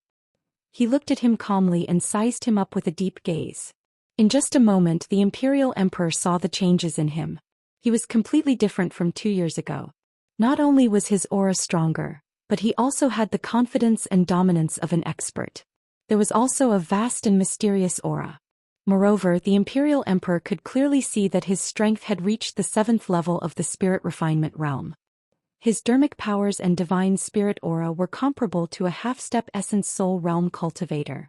The imperial emperor was used to seeing great storms in his life. His temperament was like a deep well, calm and unperturbed. But now that he saw such a huge change in Ji Tianxing, his eyes widened. His eyes shone brightly and his face was filled with surprise. "You brat. No wonder you delayed for so long before coming back to the imperial court to meet me. Tell me honestly, did you have a fortuitous encounter? If not, how could your strength improve by leaps and bounds and reach such a terrifying level?" At this moment not only was the imperial emperor shocked, but his tone was also not as dignified as before.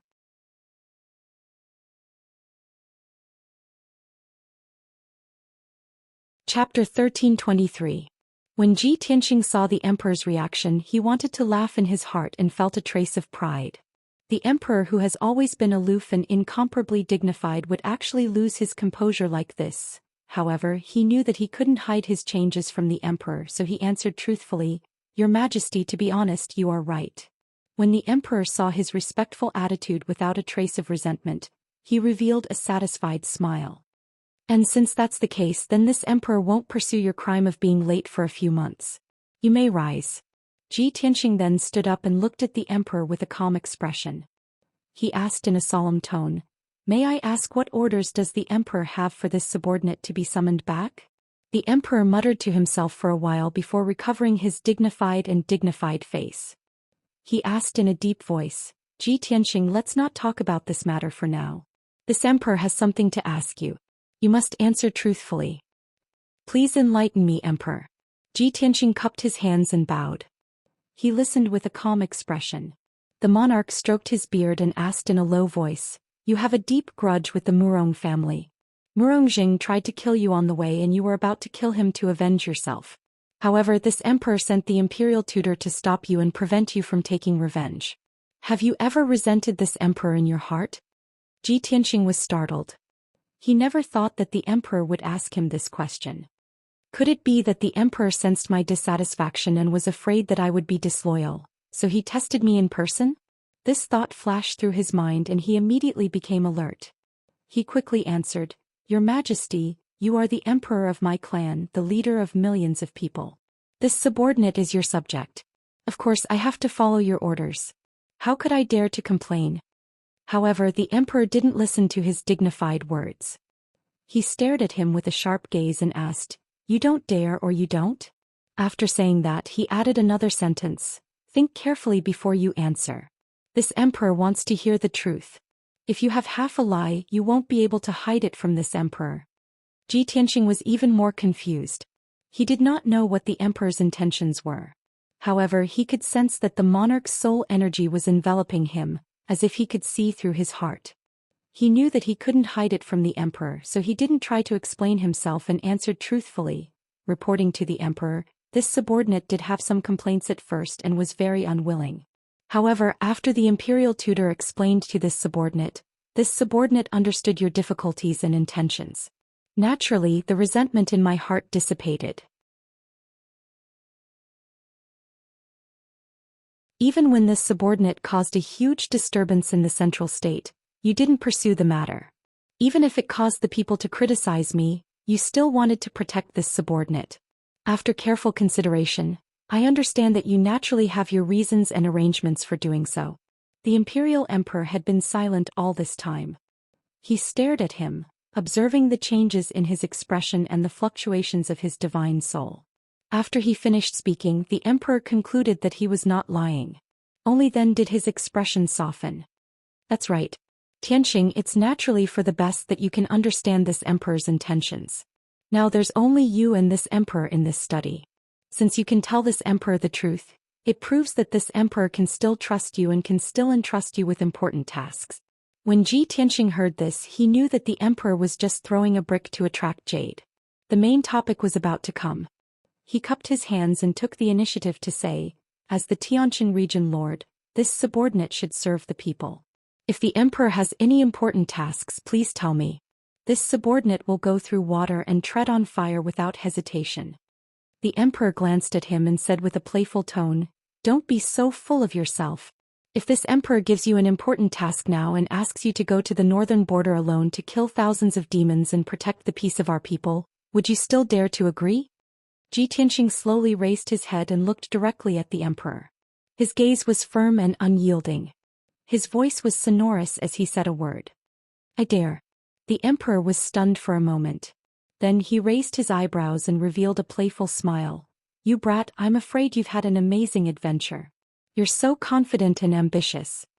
Ji Tianxing shook his head and said in a serious tone, "Your Highness, this has nothing to do with the adventure I've had. Even without your order, I will go to the battlefield and kill the demons. I'm not a saint, nor am I the ruler of a clan. I don't dare to dream of saving hundreds of millions of people. But this subordinate has a blood feud with the demons. I will never let them go." The emperor looked at him deeply and nodded solemnly, saying, "Good. Very good. Tianxing, I'm very pleased that you're so determined. However, the important task I'm going to give you today is not for you to go to the battlefield to kill the demons. You're the #1 genius of our clan, the most powerful person in the past 1,000 years. It's a waste to let you go to the battlefield to fight." Ji Tianxing's expression changed. He frowned slightly and asked, "May I ask what you want me to do, Emperor?" "Go to a place and get an item. The emperor showed a serious and solemn expression and said in a vigorous tone, "A clan protection divine weapon." "Get a clan protection divine weapon?" Xianxia was even more confused. He said in disbelief, "What clan protection divine weapon? How do I get it?" The emperor raised his hand and signaled him not to be anxious. He said in a neither fast nor slow tone, "Regarding this matter, I'll first tell you a story from the past. 10,000 years ago in the Vermilion Bird Mountain Range in the south, there was an earth-shattering volcanic eruption. Endless fire covered tens of thousands of miles and dyed half the sky red. The tens of thousands of mountains in the Vermilion Bird Mountain Range turned into a sea of fire and scorched earth. Hundreds of thousands of people died because of this. Our clan's imperial court sent elite experts to the Vermilion Bird Mountain Range to investigate the situation. After half a year, they finally found the shocking secret hidden in the depths of the Vermilion Bird Mountain Range. But after those experts entered the depths of the ground, none of them survived. They all died. This matter shocked the imperial court. The current emperor brought the empress and personally went to the Vermilion Bird Mountain Range to investigate the reason. In the end, the emperor brought back a top primordial soul-level Dharma treasure from the depths of the Vermilion Bird Mountain Range. This item came from the ancient times and was refined by an ancient almighty. It has the power to burn the world. It's called the Celestial Godfire Cauldron. Hearing this, Xianxia vaguely understood the emperor's meaning. He was instantly filled with curiosity and anticipation for the Celestial Godfire Cauldron. He didn't interrupt the emperor and continued to listen carefully. This cauldron can be called a peerless divine weapon. It's hidden in the depths of the Vermilion Bird Mountain Range. Because of its age, the power imbalance caused the volcano to erupt. In order to obtain that divine weapon, the empress was severely injured. After returning to the imperial court, she died in less than 100 years. The emperor spent decades of effort and used up all the imperial court's wealth to repair the Celestial Godfire Cauldron and take it for his own use. However, the Celestial Godfire Cauldron is too powerful and can't be stored in the imperial court for a long time. It must be nurtured in the dragon vein of the Vermilion Bird Mountain Range.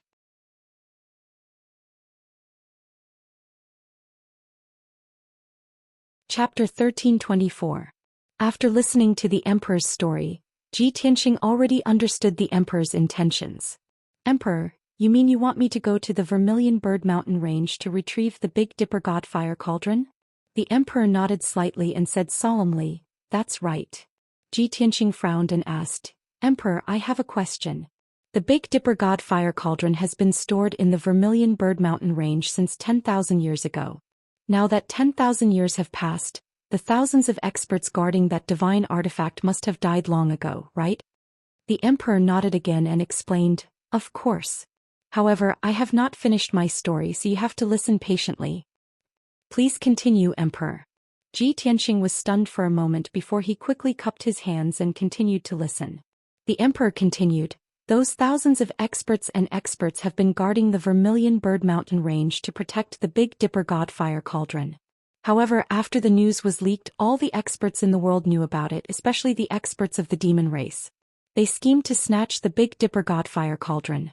After all, the Big Dipper Godfire Cauldron was an ancient divine artifact with extremely strong and ferocious power. It was the nemesis of the demon race. Countless experts fought against the invaders in order to protect the Big Dipper Godfire Cauldron and eventually died. The imperial court constantly sent out reinforcements, and generations of imperial court generals rushed to the Vermilion Bird Mountain Range. Until 1,000 years ago, when the demon race invaded, the ancient demon emperor sneaked into middle ground and massacred my people. I ordered the generals guarding the Vermilion Bird Mountain Range to retrieve the Big Dipper Godfire Cauldron and escort it to the imperial court.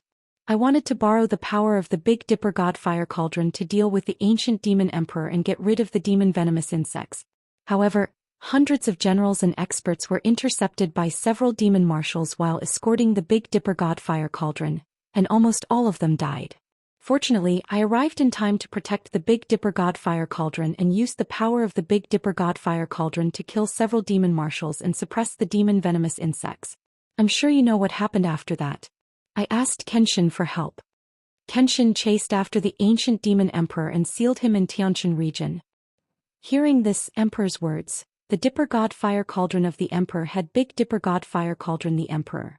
And he continued to listen to the emperor's Dipper God Cauldron. The generals guards to the Big Dipper all the Dipper mountain ranges Dipper the Big God Cauldron. On Big S Dipper God Dipper God Dipper God God Dipper God. All of the guards have been sacrificed, so I sent a few of my trusted subordinates to be stationed in the Vermilion Bird Mountain range. In order to deceive the public and in consideration of the long term, I ordered them to create a sect that will forever guard Sunless Peak and protect the heavenly Dipper God Fire Cauldron for generations. Now 1,000 years had passed. That sect was living in seclusion and it was secretly reproducing and developing. It had already become a powerful force under the imperial court. The sect master has changed twice, but the secret of the Big Dipper God Fire Cauldron is no longer known to the world, becoming an unsolved mystery. Ji Tianxing was surprised when he heard this. He nodded and praised, "Emperor, you are indeed meticulous. You plan ahead. This method is really unexpected. If a large number of generals are stationed at the Big Dipper God Fire Cauldron, everyone in the world knows that it is where the Big Dipper God Fire Cauldron is. But if it is a hidden sect, it can deceive people and successfully protect the secret of the Big Dipper God Fire Cauldron." The emperor revealed a gratified smile and nodded. "That's right. The Big Dipper God Fire Cauldron is the imperial court's clan-guarding divine artifact. It can suppress the demon race and protect our people. How can it be lost? I have already inherited the imperial court's clan-guarding divine artifact, the human sovereign sword. I can no longer sacrifice my divine soul to the Big Dipper God Fire Cauldron and refine it into a life-guarding divine artifact.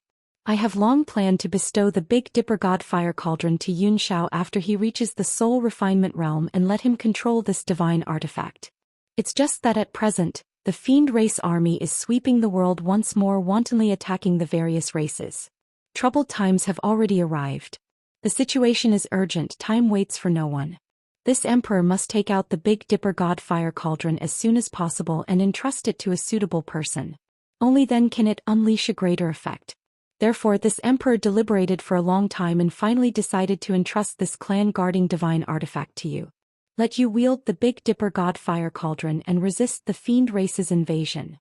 But you have to personally head to the Vermilion Bird Mountain Range's Sunless Peak and personally take out the Big Dipper God Fire Cauldron. Only then can you obtain the divine cauldron's recognition." Ji Tianxing finally understood everything and knew the whole story. "I didn't expect that I unintentionally snatched the divine artifact that should have belonged to Long Yunxiao again. If this guy knew, he wouldn't bear a grudge against me, right?" This thought flashed across in his mind, and he could not resist somewhat wanting to laugh. But this matter was the emperor's decision. He naturally had to abide by the decree. Even if Long Yunxiao had any complaints, he could only blame it on the emperor and not on him. Collecting his thoughts, he bowed with a solemn expression and cupped his hands to the emperor. "Thank you, Emperor, for bestowing me with the Big Dipper God Fire Cauldron.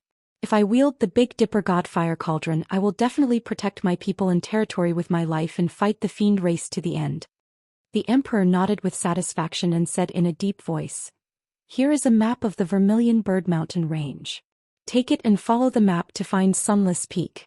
In addition, this emperor has already written a decree. Take it with you. When you reach the divine hidden sect, pass this decree to the sect master. She will naturally know what to do." With that, the emperor waved his big sleeve and shot out a ball of gentle golden light that flew in front of Ji Tianxing.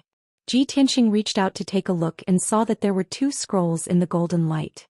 The white scroll was the map, and the golden scroll was the emperor's decree. "Tianxing, time is of the essence. Leave for the Vermilion Bird Mountain Range as soon as possible and retrieve the Big Dipper God Fire Cauldron as soon as possible. This emperor will be waiting for your good news in the imperial court. I hope everything goes well for you." Ji Tianxing did not say anything more and quickly put away the map and the decree. He cupped his hands and bowed. Tianxing obeys the emperor's order. After bowing, he turned around and left the imperial study. After he left, the emperor pondered for a long time in silence before he continued to review official documents and deal with important military matters. After Ji Tianxing left the Palace of Heaven and Earth, he passed through the square in front of the palace and walked down the mountain. Before coming to the imperial court, he planned to go back to Zhongzhou City to check on the situation of the imperial residence and Cloud Spirit Palace. But the emperor ordered him to hurry to the Vermilion Bird Mountain range as soon as possible, so he could only give up on this idea. Zhoush.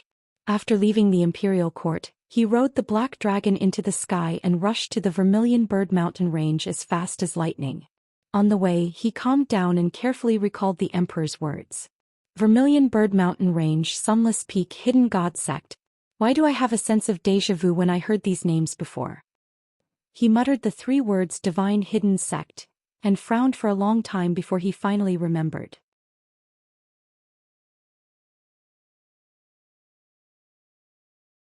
Chapter 1325. Zhou Xian was the simple and honest golden-haired youth who called himself the Prince of the Golden Lion race. When Ji Tianxing first entered the southern desolate swamp, he traveled with Zhou Xian to find the broken divine sword. They explored the Sin Dragon Pond and encountered an azure dragon. They even went through the rainbow forest and were ambushed by the spiritual insects race. In the end, they met the earth spirit race in Carefree Mountain and found the broken sword, the burial of heaven. The second time Ji Tianxing saw Zhou Xian was on the way to the Shao clan. At that time, Zhou Xian and his followers were attacked by 2 soul realm demon beasts. They were seriously injured and almost lost their lives. Ji Tianxing saved Zhou Xian's life and found that Zhou Xian had obtained the azure dragon from the Sin Dragon Pond. Now he was going to the Vermilion Bird Mountain range to retrieve the heavenly handle Godfire Cauldron. Never in his wildest dreams would he have thought that the sect that had guarded the divine cauldron for generations on Sunless Peak was actually the Hidden God Sect. This is too much of a coincidence. If this Hidden God Sect is Zhou Xian's Hidden God Sect, then I will definitely be able to see him again. Ji Tianxing muttered to himself. Zhou Xian's simple and honest appearance appeared in his mind and he couldn't help but smile.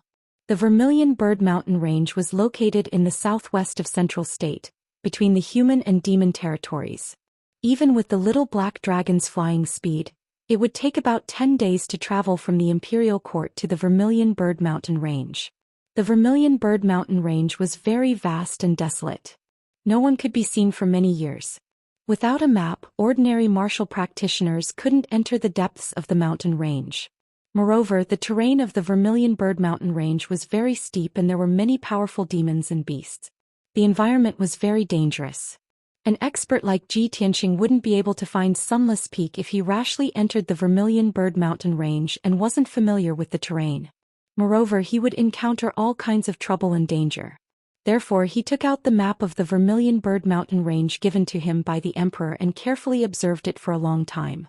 He memorized the entire map and engraved it in his mind before putting it away.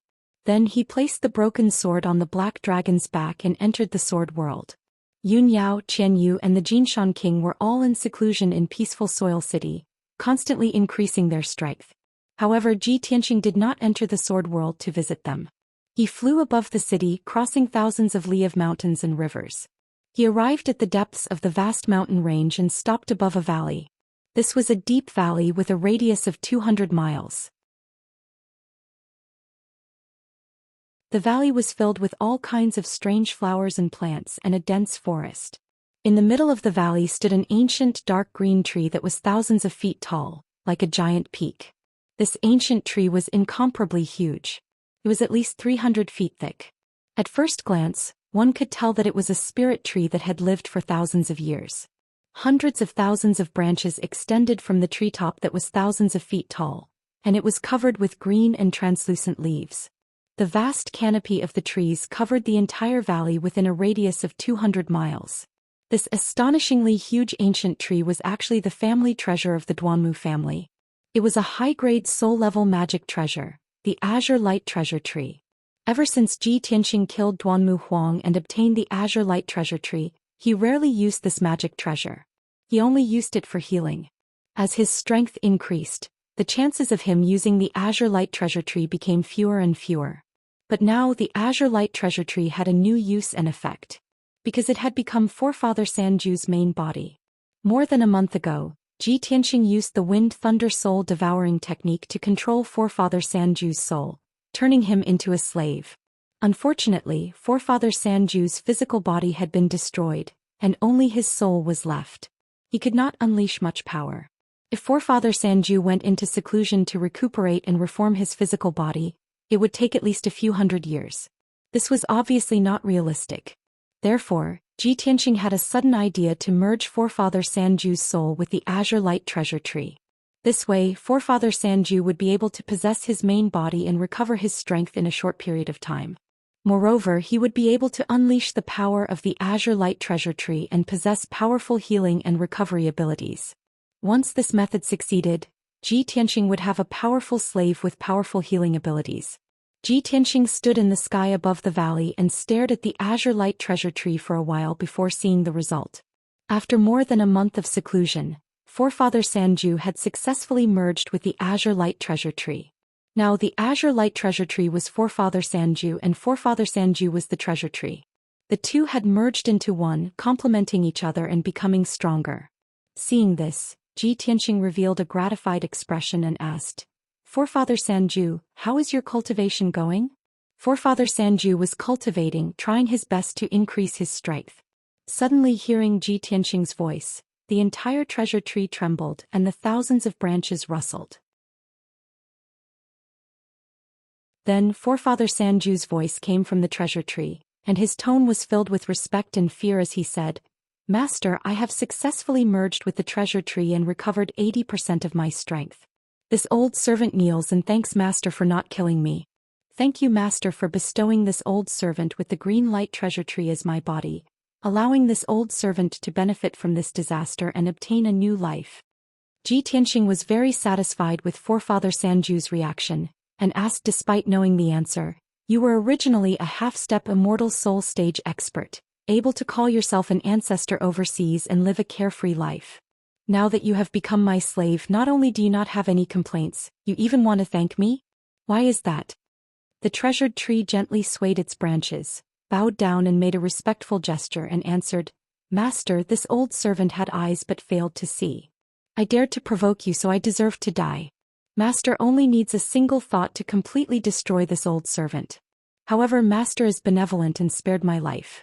This is a great favor. I'm still alive now, and with the Azure Light Treasure Tree as my body, I have a lifespan of tens of thousands of years. This is something I didn't dare to imagine in the past. Furthermore, Master, you are the #1 genius in the world. In the future you will definitely be able to transcend the cage and enter the martial Dao's divine realm. I can follow you and serve you. In the future I will have the chance to see a wider world. This is my lifelong dream.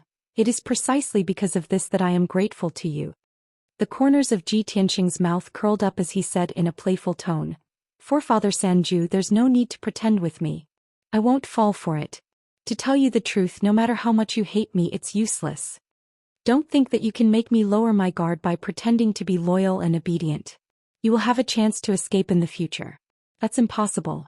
Don't even think about it. As long as my soul isn't destroyed, I can detonate the divine lightning with a thought and destroy your soul. Don't dream of dispelling that divine lightning unless you can reach the 9th tribulation realm. However, with me around, as long as I'm unwilling, you will never be able to reach that realm. Therefore, if you are smart enough, stay by my side obediently and be a loyal lackey."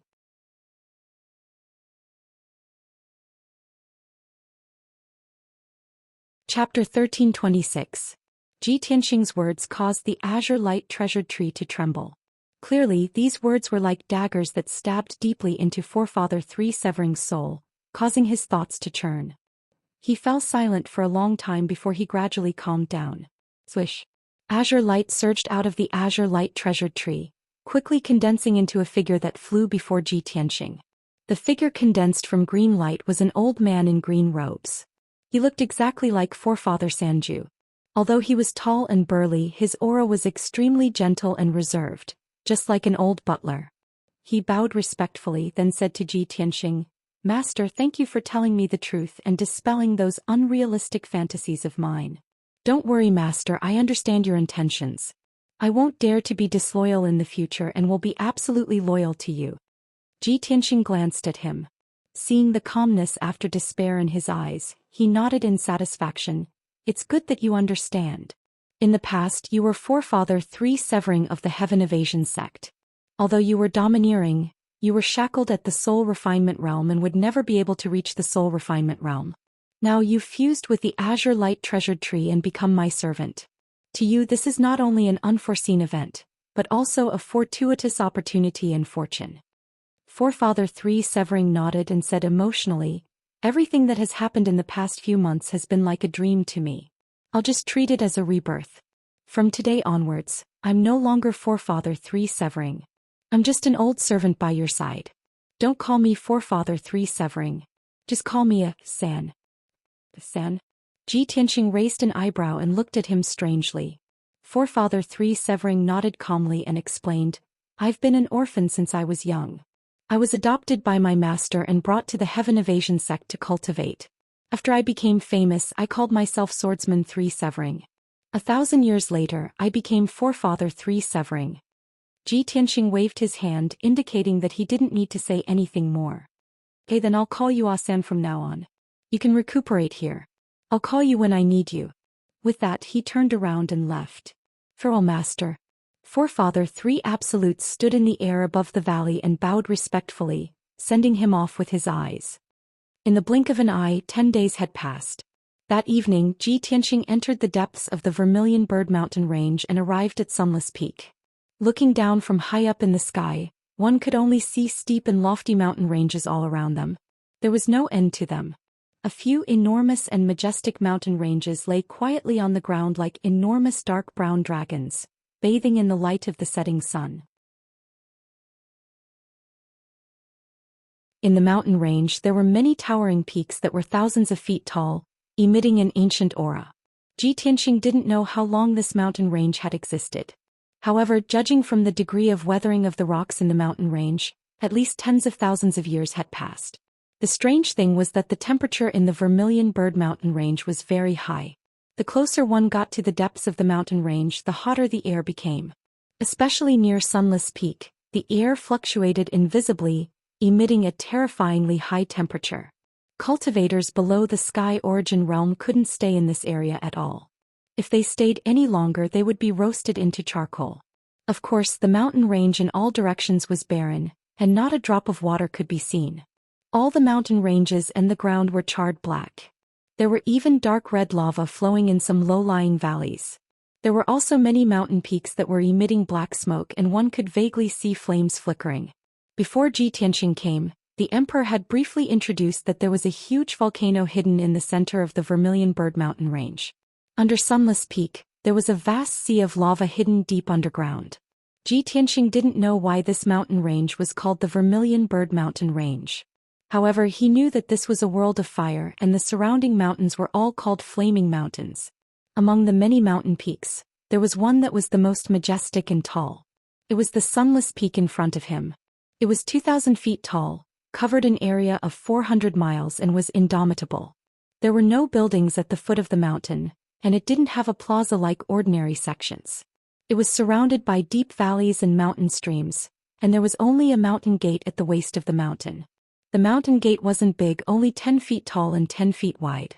It looked small and low-key. However, there was a stone tablet beside the mountain gate that was engraved with the words Hidden God Sect in dark gold.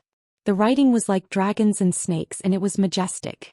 Behind the mountain gate, there was a 5-step wide black stone staircase that zigzagged and extended to the peak of the mountain. On the peak of the mountain, there was a flat land with a radius of a few dozen miles. There were a dozen palaces and courtyards, and they were all very simple and unadorned. Looking from afar, those palaces and courtyards didn't look splendid and dazzling, and they didn't have a sacred and honorable aura. In general, the Hidden God Sect looked very low-key, simple and weathered, just like an ordinary second-rate sect, and not like a grand and magnificent top sect. Ji Tianxing looked at Sunless Peak from top to bottom and saw some clues. He revealed a playful smile. The Hidden God Sect hid so deeply and kept such a low profile. It is indeed a wise move. Even if the experts of the various races are looking for the Divine Cauldron, they wouldn't care about the Hidden God Sect, and they wouldn't associate the Divine Cauldron with this ordinary sect. He secretly admired the people of the Hidden God Sect for their wisdom and forbearance. Swish. He put the little black dragon into the sword world and descended from the sky, landing outside the mountain gate at the waist of the mountain. Then a green light flashed beside him and an old man wearing a green robe appeared. It was old ancestor Sanju. Old ancestor Sanju obediently followed behind him and walked towards the mountain gate of the hidden god sect. It was empty outside the mountain gate and there was even a layer of dust on the ground. When Ji Tianxing walked to the foot of the mountain gate, a sloppy old man wearing a gray robe and carrying a wine gourd walked out of a stone house at the side. This old man's body was stooped and his long hair was messy and tangled. His gray robe was also greasy and tattered. He carried a green-skinned gourd in his hand, and his whole body reeked of alcohol. His nose was also red and he looked exactly like an old drunkard. "Hey, kid, stop right there." The old drunkard carried the wine gourd and his figure flashed in front of Ji Tianxing, blocking his way. His footsteps were a little staggered and his body swayed as he walked a few steps. He sized up Ji Tianxing with his eyes and then shouted, "Kid, what are you doing? Why are you trespassing on Sunless Peak?" Without waiting for Ji Tianxing to speak, old ancestor Sanju took 2 steps forward and shouted with a dignified voice, "Impudent! You sloppy old drunkard, how dare you be disrespectful to my master? My master is the Honorable Heavenly Stellar Region Lord, and he came to the Hidden God sect on the orders of the human race's emperor to discuss important matters. Why aren't you moving out of the way? If you delay the important matters, how can you bear the responsibility?" Old ancestor Sanju's voice was stern, and as he spoke he released an invisible divine soul aura that suppressed the old drunkard. If it was an ordinary person, they would have been scared out of their wits and knelt down to greet him. But that old drunkard only quivered and immediately sobered up, his eyes becoming deep and bright.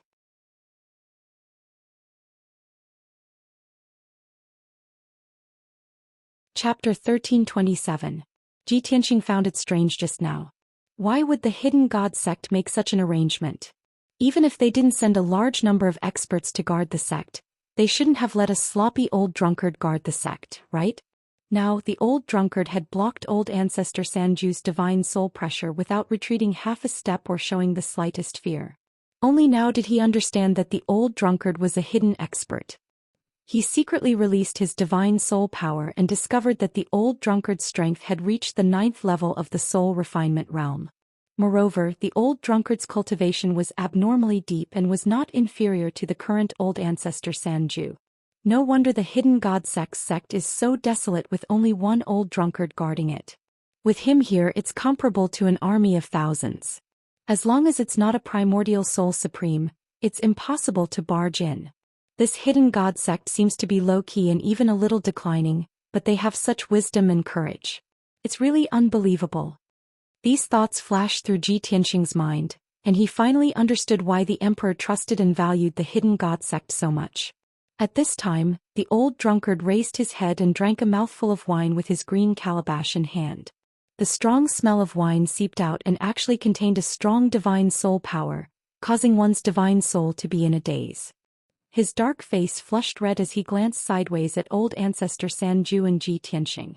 He sneered, "Ha! It's a good thing that an esteemed guest has come and our sect should treat you warmly. However, our sect is not receiving guests today, and from ancient times until now, we have never received rude guests. Please go back, don't spoil this old man's mood."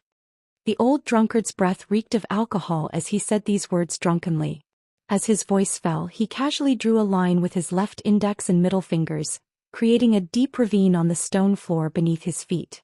This 1-meter-long ravine separated him from old ancestor Sanju. His meaning was clear. If Ji Tianxing and old ancestor Sanju dared to take half a step forward, he wouldn't be polite. Seeing this, old ancestor Sanju immediately frowned and shouted with a cold expression, "You old drunkard, you're really unreasonable. I must teach you a lesson." As he spoke, old ancestor Sanju raised his palm and was about to attack. "Listen."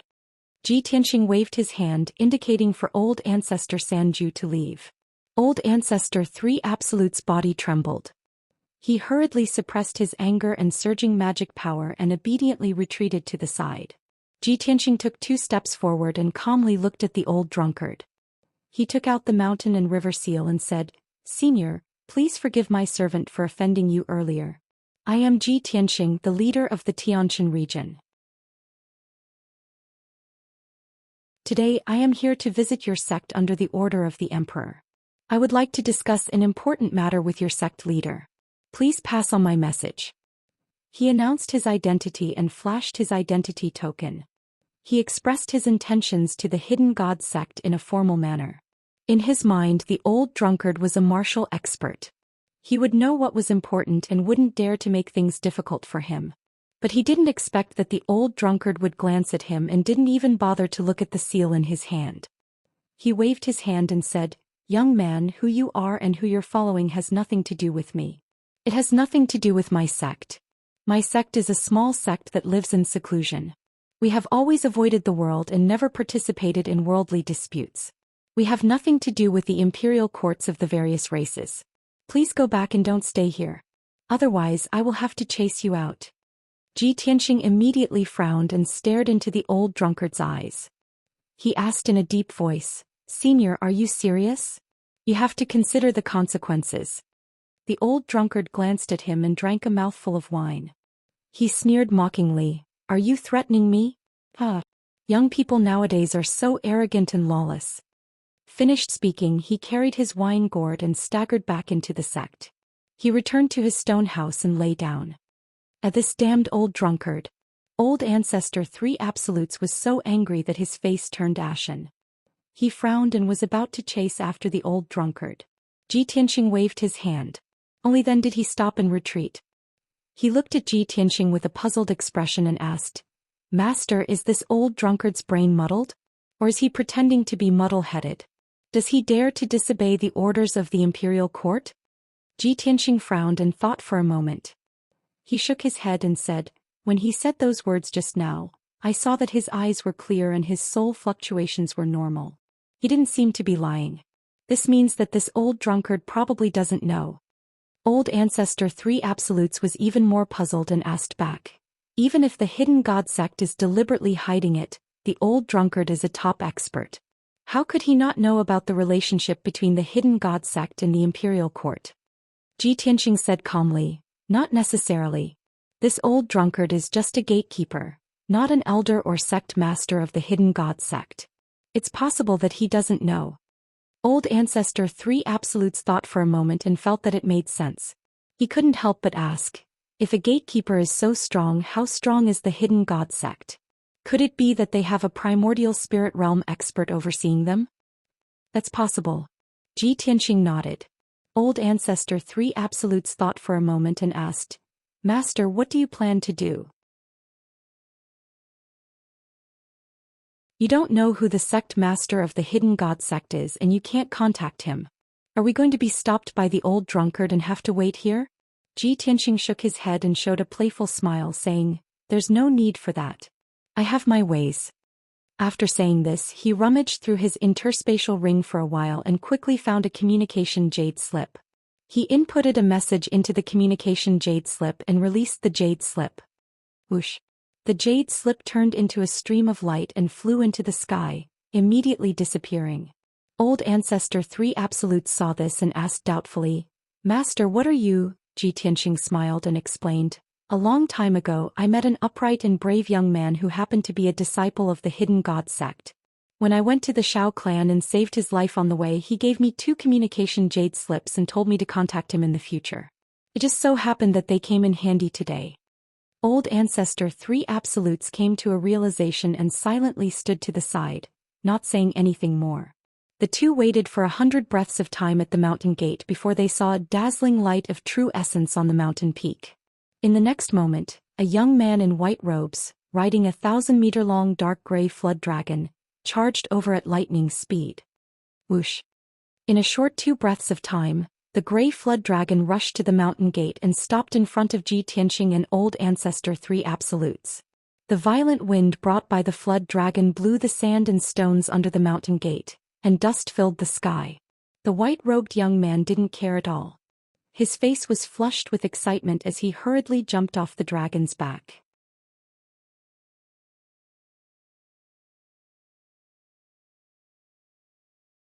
Chapter 1328. This white-robed, tall and sturdy young man with a head full of golden hair was Zhou Xian. The flood dragon he was riding was the azure dragon he obtained from the evil dragon pool. Shi Zhongjian's face was flushed with excitement as he looked at Ji Tianqing with sparkling eyes, rubbing his hands excitedly. Ji Tianqing looked at him and saw that he had changed a lot. He couldn't help showing a gratified smile and nodded. "Lion, I haven't seen you for half a year. You've changed a lot." Shi Zhongjian became even more excited after receiving his praise and nodded repeatedly. "Big brother Tianqing, you flatter me. This is all thanks to Brother Dragon. It has helped me a lot in my cultivation." At the mention of the Azure Dragon, Shi Zhongjian was eloquent and eloquent. Ji Tianqing understood his temperament, so he patiently listened to him. After a while, Shi Zhongjian gradually calmed down and remembered to ask about proper business. "Big brother Tianqing, our hidden god sect is hidden deep in the Vermilion Bird Mountain range. Without a map, it would be difficult to find it. How did you find this place? Did you come here just to see me?" "Of course not." Ji Tianqing smiled and shook his head. Shi Zhongjian's eyes flashed with a touch of disappointment, but he immediately let it go and laughed at himself. "Like I said, Big brother Tianqing is a peerless genius and a noble person. You have too many things to deal with on a daily basis. How could you have time to visit me? Big brother Tianqing, what business do you have at Sunless Peak?" Ji Tianqing calmly explained. "I came here on the Emperor's order to find the sect master of the Hidden God sect to discuss an important matter." What Emperor?" Shi Zhongjian frowned and scratched his head, asking doubtfully, "Why did the Emperor ask you to find our sect master?" Ji Tianqing waved his hand and instructed, "This matter is of great importance. It's not convenient to talk about it here. Let's go in first and I'll explain it to you later." Shi Zhongjian didn't doubt it and quickly nodded. "Okay. Then let's go in first. Big brother Tianqing, this is your first time visiting our sect, so you must stay for a few days. Let me treat you well." With that, Shi Zhongjian led Ji Tianqing and Forefather 3 Absolutes through the mountain gate and towards the peak of the mountain. The old drunkard in the stone house immediately jumped out and pulled Shi Zhongjian's sleeve. "Little lion, what are you doing?" Shi Zhongjian bowed to the old drunkard and said with a smile, "Old man, this is young Master Ji Tianqing, the #1 genius of the continent, the youngest imperial prince and realm lord. He is also my great benefactor. Not only did he save my life, he also taught me many things. I've been thinking about when I'll be able to meet Big brother Tianqing again. I didn't expect him to really come looking for me." Old drunkard frowned slightly and subconsciously glanced at Ji Tianqing, a hint of surprise flashing in his eyes. However, his expression immediately returned to normal. He nodded to Shi Zhongjian and said with a smile, "Since that's the case, you have to treat him well. Don't neglect your esteemed guest." With that, old drunkard carried his wine gourd and went back into the stone house. Ji Tianqing glanced at old drunkard and followed Shi Zhongjian to the peak of the mountain. Along the way, he asked with a voice transmission, "Lion, who is this old drunkard? Why would such a powerful expert be reduced to such a sorry state and have to guard the mountain gate?" Shi Zhongjian was stunned for a moment, then he withdrew the smile on his face and said with a complicated tone, "This old man was once the left protector of our sect. When he was young, he was also elegant and very dignified. However, he had always loved our sect leader and was infatuated with her for 300 years. Finally, one day he couldn't help but confess his feelings in front of others. He was heartlessly rejected by the sect leader and was punished. Since then, the left protector resigned from his position as protector and volunteered to guard the mountain gate. He drank himself to death every day." Hearing Shi Zhongjian's words, Ji Tianqing suddenly opened his eyes wide. He quickly interrupted him and asked, "Wait a moment. Old drunkard, he actually fell in love with your sect leader? This is too ridiculous, isn't it? Is his taste so heavy?" "Yes." Shi Zhongjian nodded and said with a sigh, "How could a protector of our sect fall in love with the sect leader? Isn't this going against the rules? Of course, the sect leader would reject him." Ji Tianqing nodded and said sympathetically, "He's a soul-refining realm cultivator after all. I can't believe he has that kind of fetish. He even dared to confess his feelings in front of everyone. No wonder he became so sloppy.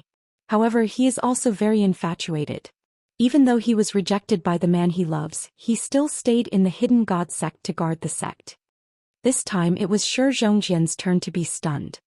He stared blankly at Ji Tianqing and said with a strange tone, Wait a moment. Big brother Tianqing, are you mistaken?" "Mistaken about what?" Ji Tianqing asked subconsciously. Shi Zhongjin lowered his voice and said with a strange tone, "Our sect leader's surname is Xue. She is a woman." A woman? Ji Tianqing was also stunned. His expression became very strange and he didn't know whether to laugh or cry. Shi Zhongjin stared at him with wide eyes and said blankly, "What do you think?" This misunderstanding was too big. Old Ancestor 3 Absolutes, who was standing at the side, heard everything clearly and almost burst out laughing. However, he kept his head down and his shoulders trembling. It was obvious that he was having a hard time holding back his laughter. An hour later, Ji Tianqing and Old Ancestor 3 Absolutes settled down in the Hidden God sect. The mountain peak was vast and there were 16 palaces and courtyards in total. It could accommodate 3,000 people. However, there were only a little more than 1,000 people in the Hidden God sect, including the disciples, servants and guards. Therefore, the palaces and courtyards were very quiet and secluded. Shi Zhongjin arranged a small courtyard for Ji Tianqing. After Shi Zhongjin helped Ji Tianqing settle down, he sat in the living room with Ji Tianqing, drinking tea and chatting. Ji Tianqing didn't want to waste time and went straight to the point. "Lion, I came to the Hidden God sect this time for an extremely important matter. I want to see your sect leader as soon as possible. I remember you said that you are the second disciple of the Hidden God sect. You should be able to see the sect leader, right?" Shi Zhongjin hesitated and frowned. He explained awkwardly, "Big brother Tianqing, I know that you have something important to do. If I can help you, I will definitely do it. However, Lord Sect Leader has always been mysterious and rarely shows herself. The sect's affairs have always been managed by the Great Elder and my master. In the past 10 years I have only seen Lord Sect Leader once. It is said that Lord Sect Leader has always been in secluded cultivation. Even if I want to help you, I'm afraid that I won't be able to see her." Ji Tianqing's eyes flashed with disappointment. However, he immediately had an idea and said, "If that's the case, then take me to see your master. I will tell her the whole story and let her pass it on to your sect leader."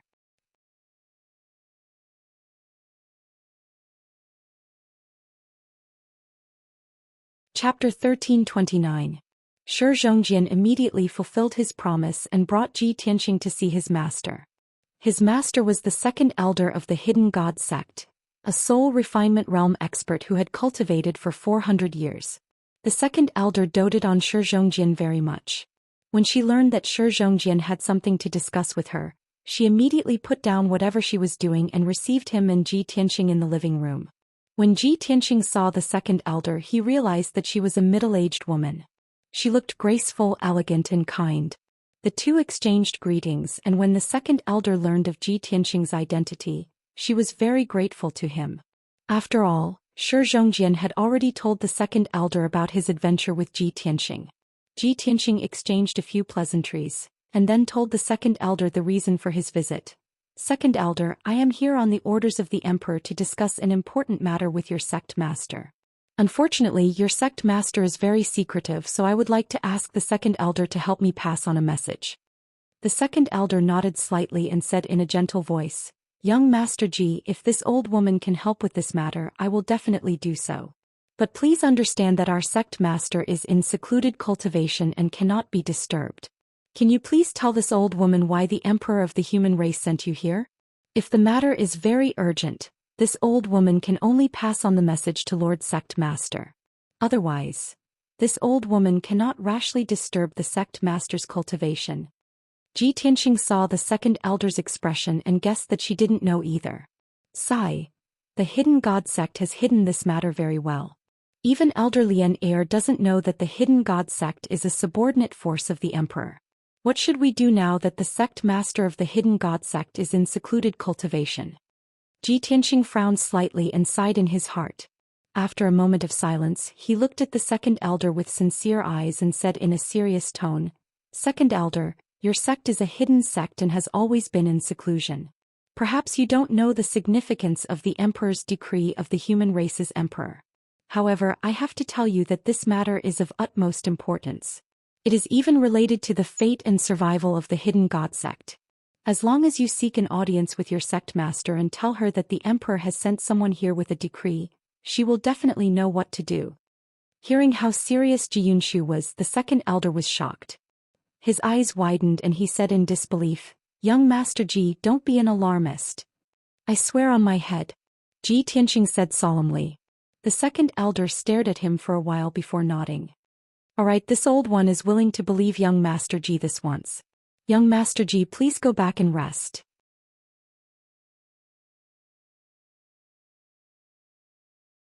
"This old one will inform the sect master as soon as possible." Ji Tianqing was very clear that the second elder was only temporarily pacifying him. He definitely couldn't make a decision on his own and would have to discuss it with the great elder. However, he couldn't say anything more. He could only get up and leave. By the time he returned to his courtyard, it was already late at night. Shi Zhongjian carried 2 pots of wine and excitedly ran over to drink with him, but he was stopped by him. Old Ancestor 3 Absolutes was also put into the sword world. He sat alone on the roof, bathing in the faint starlight and moonlight. He overlooked the entire Sunless Peak and the vast mountain range around it. Under the curtain of night, Sunless Peak was exceptionally quiet and serene, as if it had been forgotten by the world. There was a strong sense of loneliness and desolation. Ji Tianqing suddenly understood. No wonder Shi Zhongjian's personality was so simple, so sincere and passionate to others, and even a little silly at times. He lived on Sunless Peak for many years and had almost no contact with the outside world. Naturally, he could maintain a simple personality and treat others with sincerity. Even in the darkness of the night, the vast mountain range around Sunless Peak was still emitting smoke and flames from time to time. In the deep ravines and mountain streams in the distance, there were also streams of dark red light flowing. That was magma overflowing from the ground. Ji Tianqing frowned and thought silently. It seems that other than the sect master of the Hidden God sect, no one else knows about the relationship between the Hidden God sect and the imperial court, much less the existence of the heavenly Dipper God Fire Cauldron. I don't know how long it will take for second elder to report this to sect master Shui. If that's the case, I can only think of another way and go find it myself. Finished speaking, he returned to his room and sat down. He closed his eyes and released his soul power, extending it in all directions to explore the entire Sunless Peak. His soul power was like an inescapable net that covered the entire Sunless Peak. Soon, the dozen or so palaces and mansions on the mountain peak, as well as the bricks and stones on the mountain peak, were clearly imprinted in his mind. He could clearly detect that there were 5 soul refinement realm experts and dozens of heaven origin realm experts in the palaces and mansions. Among these experts, the old drunkard guarding the mountain gate was the strongest. Ji Tianqing was a little puzzled. He repeatedly checked several times, but the result was still the same. The sect master of the Hidden God sect is definitely stronger than the old drunkard. She is most likely a supreme expert of the primordial spirit realm. But I have searched the entire Sunless Peak and did not detect the aura of a supreme primordial spirit realm expert.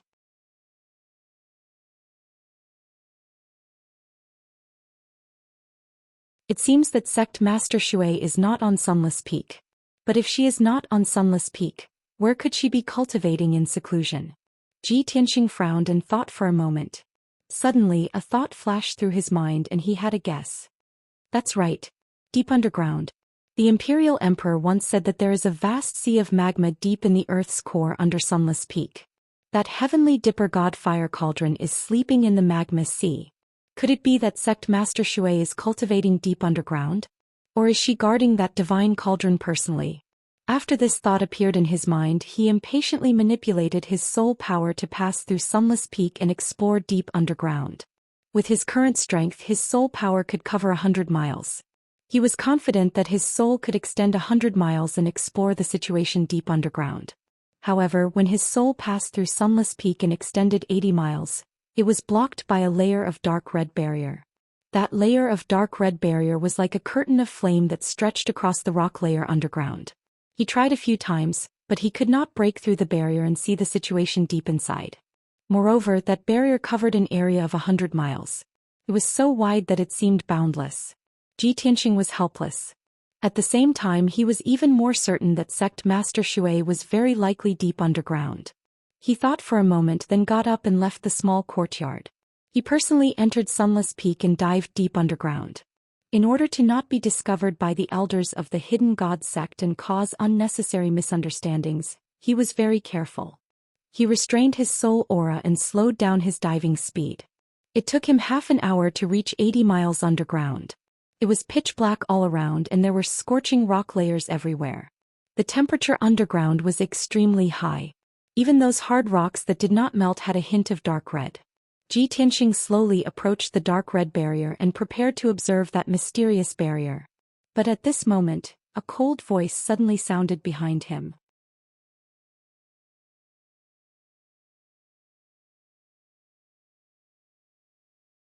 Chapter 1330. Xianxia was about to take a closer look at the mysterious dark red light screen.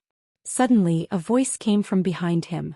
The voice was cold and the tone was full of mockery.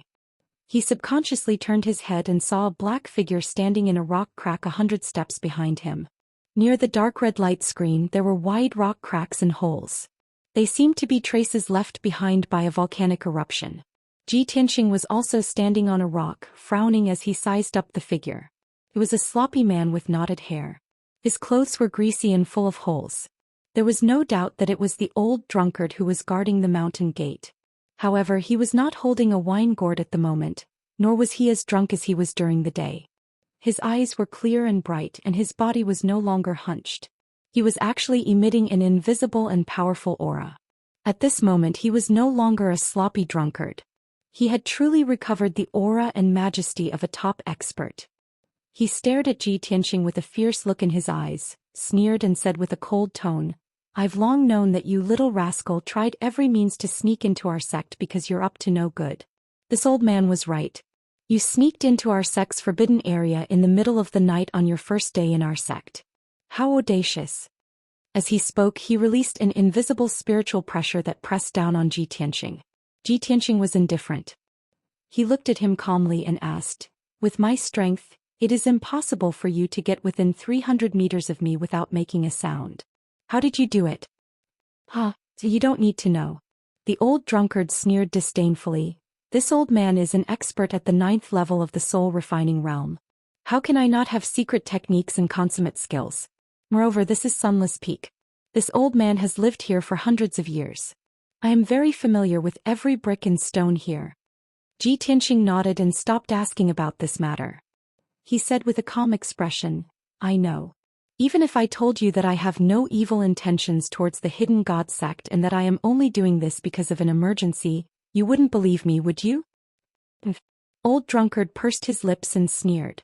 Xianxia nodded again, spread out his hands and said, "If that's the case then there's nothing more to say.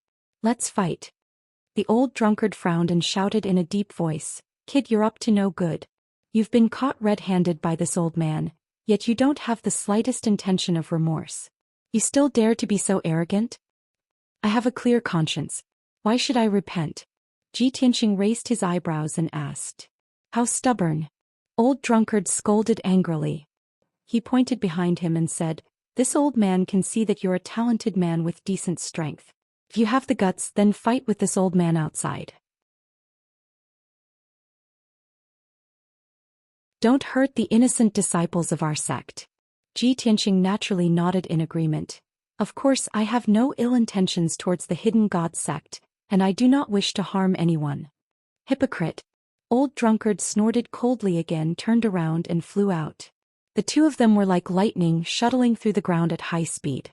After a short 10 breaths, the two of them left Sunless Peak and flew towards the mountains in the distance. After 100 breaths, the two of them flew 300 miles before old drunkard stopped in the air above a valley. "Kid, let's fight here. It won't affect our sect. Since you're young, this old man will let you make the first move." Old drunkard put his left hand behind his back and waved his right hand, making a please gesture. He had the demeanor of a master. Xianxia stared at him and said calmly, "Senior, I don't want to hurt you, so let's stop here. Moreover, I don't want to alarm the elders and disciples of your sect. If you want to leak information, then don't blame me." Old drunkard immediately grinned and sneered, "Kid, weren't you quite rampant just now? Now that you have a guilty conscience, why are you still afraid of being found out? This old man will take you down and hand you over to our sect's elders to be punished according to our sect's laws." Xianxia frowned and cupped his fists, saying, "If that's the case, then I can only offend you." As his voice fell, he did not give old drunkard any time to react and drew his broken sword as fast as lightning. Draw your sword. With the pitch-black broken sword in hand, a blazing white sword light with a tinge of purple instantly slashed out. It cut through the dark night and slashed towards old drunkard. You're really something. Old drunkard's expression changed and his eyes flashed wildly. Without hesitation, he took out his wine gourd and released an incomparably vigorous dermic power into the wine gourd. Swoosh! The green-skinned gourd suddenly expanded and became a huge gourd over 100 feet tall, emitting a soaring green light. The dazzling sword light slashed at the green gourd with a loud bang, and a loud muffled sound was heard. The green light that filled the sky was shattered and splashed in all directions, illuminating the night sky for hundreds of miles. The wine gourd was blasted away and smashed into a mountain dozens of miles away. The barren 10,000 feet tall mountain was smashed into pieces on the spot, collapsing into scorched earth and ruins all over the ground. In the ruins, flames and black smoke rose into the sky. An endless cloud of dust burst out, covering the night sky within a radius of tens of miles. After the sword light blasted the green gourd away, it did not shatter and slash towards old drunkard again. Old drunkard's expression changed drastically. He raised his palms and condensed two huge green palms, trying to clamp down on the sword light that was hundreds of feet long.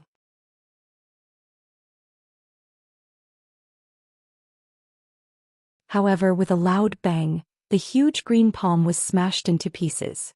Old drunkard was also sent flying, rolling and crashing into the valley. A huge crater was formed in the deep valley. Dust flew everywhere and flames soared into the sky. Xianxia did not chase after him. He stood in the sky and looked down.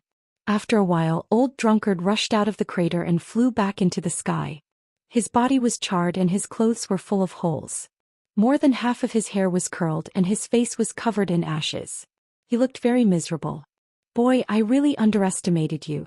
However, I'm going to use my real strength now. Old drunkard shouted angrily. With a flash of green light in his palm, a dark green sword appeared. He held the dark green sword with both hands. His body burst out with energy and his robe fluttered fiercely. A sword of separation. Old drunkard activated all his skills and suddenly waved the dark green sword, slashing at Xianxia fiercely. Suddenly, a huge sword light that was thousands of feet long tore the vast night sky apart. With the power to destroy heaven and earth, it arrived in front of Xianxia. Wherever the sword light passed, the night sky was torn into two halves. It was as if it was separated into two spaces. Good sword technique. It's really something. Xianxia could not help but praise when he saw the mystery of this sword technique. Of course, while praising, he also waved the sword of burial of heaven with a serious face and used a unique sword technique. Swing the sword. He held the sword of burial of heaven with both hands and swung it out. A crescent-shaped sword light that was thousands of feet long was slashed towards old drunkard.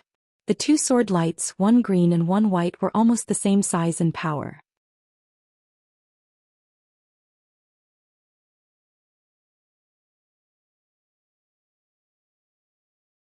Chapter 1331. Kaboom! When the two huge sword lights collided, a thunderous explosion resounded, shaking the heavens. Everything within 100 miles trembled violently, and a violent hurricane swept up the dust and smoke in the sky. The two sword lights collapsed at the same time, bursting into light fragments that illuminated half of the sky. However, this was not the final result. The two of them could not fight to a draw. After the crescent-shaped blazing white sword light collapsed, countless lightning arcs surged out, enveloping the old drunkard like an inescapable net. The old drunkard was caught off guard and was instantly enveloped by the huge lightning net. Following a series of crackling sounds, the old drunkard's body convulsed and twisted like a sieve under the bombardment of lightning. Then his body was charred black and smoking as he fell straight down from the sky, crashing into the valley with a bang. Bang! Following a dull explosion, the old drunkard once again smashed a huge hole in the valley, splashing dust all over the sky. This gentlemanly duel came to an end. The loud explosion that reverberated between heaven and earth gradually dissipated, and the dust that covered the sky slowly settled down. The old drunkard's body was charred black and smoking as he lay in the deep hole, unable to move. From time to time he would convulse and let out muffled groans. Ji Tianxing descended from the sky and came to the edge of the big hole, looking down at the old drunkard in the hole. After hesitating for a moment, he cupped his hands and said, "Senior, I'm sorry to offend you." Then he waved his hands and used a secret technique. Rays of golden light condensed into a mysterious seal. Seal. After the seal was formed, he shouted and pointed at the old drunkard with both hands. That mysterious seal immediately drilled into the old drunkard's body and enveloped him. The power of the seal erupted and immediately sealed the old drunkard's physical body, magic power and soul power. The old drunkard was like a piece of charred wood, lying motionless at the bottom of the hole, unable to make any sound. Ji Tianxing waved his hand and lifted him out of the deep hole. Then he carried the old drunkard and flew back to Sunless Peak, quickly disappearing into the night. The commotion caused by the fight between the two of them was so great that it had alarmed the experts of the Hidden God sect. When Ji Tianxing returned to the Hidden God sect, there were many deacons, elders and disciples checking the situation. There were even a few experts flying towards the scene of the incident. Fortunately, Ji Tianxing's movements were concealed, so he was not discovered by anyone. He brought old drunkard back to the small courtyard where he lived and threw old drunkard onto the bed. Unable to struggle or resist, the old drunkard could only stare at him with his eyes wide open, revealing a look of intense anger and questioning. Ji Tianxing saw his pitiful appearance and couldn't help but comfort him. "Senior, I had no choice but to do this. I can only ask you to suffer for a while." With that he cast a spell and burrowed into the ground, diving deep into the ground. Half an hour later he once again dived 80 miles into the ground and approached the dark red barrier. This time no one disturbed him, so he focused on studying the dark red light curtain. A quarter of an hour later he figured out that this dark red light curtain was a huge defensive formation. Moreover, this was a primordial spirit realm sealing array that sealed an area of 1,000 miles. In other words, if he wanted to enter Sunless Peak and find the magma ocean deep in the Earth's core, he had to pass through this defensive array. It's almost impossible for me to break a primordial spirit realm sealing array with my attainments and strength. But there's a primordial spirit realm sealing array hidden under Sunless Peak. It's very likely to be to hide a huge secret. It must be related to the heavenly Dipper God Fire Cauldron. Ji Tianxing furrowed his brows and pondered silently. He couldn't do anything about this sealing formation, but his heart was itching. He really wanted to enter and search for Sect Master Shui's traces. After all, he had already dealt with old drunkard, so he couldn't give up halfway, right? Just as he was frowning and thinking, the voice of the Burial of Heaven sounded in his mind. "It's just a low-grade primordial spirit realm sealing array. What's so difficult about it?" Suddenly hearing the voice of the Burial of Heaven, Ji Tianxing's eyes flashed and he asked, "Burial of Heaven, can you break this array?" The Burial of Heaven was silent, as if it was secretly observing this array. After about 10 breaths, its voice sounded again. "It's indeed a low-grade primordial spirit realm sealing array, and it's a beginner-level primordial spirit realm sealing array. It doesn't even use the primordial spirit realm sealing array. If I'm not wrong, this is just a beginner-level heavenly breeze flowing fire array. The person who set up this array has just reached the primordial spirit realm and his foundation is still shallow. This array has a radius of 1,000 miles, and with the help of the spiritual energy of heaven and earth and the power of the earth's core, it can continue to operate for tens of thousands of years without drying up." Hearing the words of the Burial of Heaven, Ji Tianxing felt much more at ease. "Since you know so much about this array, I'm relieved." The Burial of Heaven said indifferently, "I can't break the array with my divine soul avatar, but I'll pass on the method to break the array to you and help you at the critical moment. I guarantee that you'll be able to break it." "Good." Ji Tianxing nodded excitedly and quickly replied, "I'm ready, let's start now." "Then listen carefully." The Burial of Heaven said in a low and solemn voice, "The heavenly breeze flowing fire array is only a beginner-level primordial spirit realm sealing array. It only uses 12 methods of setting up the array, which are..." The Burial of Heaven told Ji Tianxing the method of setting up the heavenly breeze flowing fire array, its structure and principles, and taught him the method to break it. After 15 minutes, when the Burial of Heaven finished, Ji Tianxing memorized the method to break the array and seriously studied it for a long time. After an hour, after he had completely understood, he waved his palms and used his mana to break the array. Swoosh, swoosh, swoosh. Streaks of dark golden light streaked across the night sky like water pillars and landed on the dark red light barrier. The light barrier suddenly trembled slightly, and endless dark red flames splashed out and spread in all directions. Xianxia was in the sea of fire and was surrounded by rolling flames, but he did not feel any pain. He continued to focus on breaking the array. He did his best to break the array and forgot about the passage of time. Unknowingly, 6 hours had passed. The method to break the array was about to be completed, and a crack could already be clearly seen on the dark red light barrier. Finally, at the critical moment, the barrier of heaven's sword flew over without hesitation, releasing a powerful and mysterious black light and stabbed into the crack. An invisible and majestic power immediately poured into the dark red light barrier and spread along the lines of the array. Crack! With a crisp sound, a wash-basin-sized gap appeared on the dark red light barrier. A stream of crimson fire as thick as a bucket suddenly gushed out like a fountain.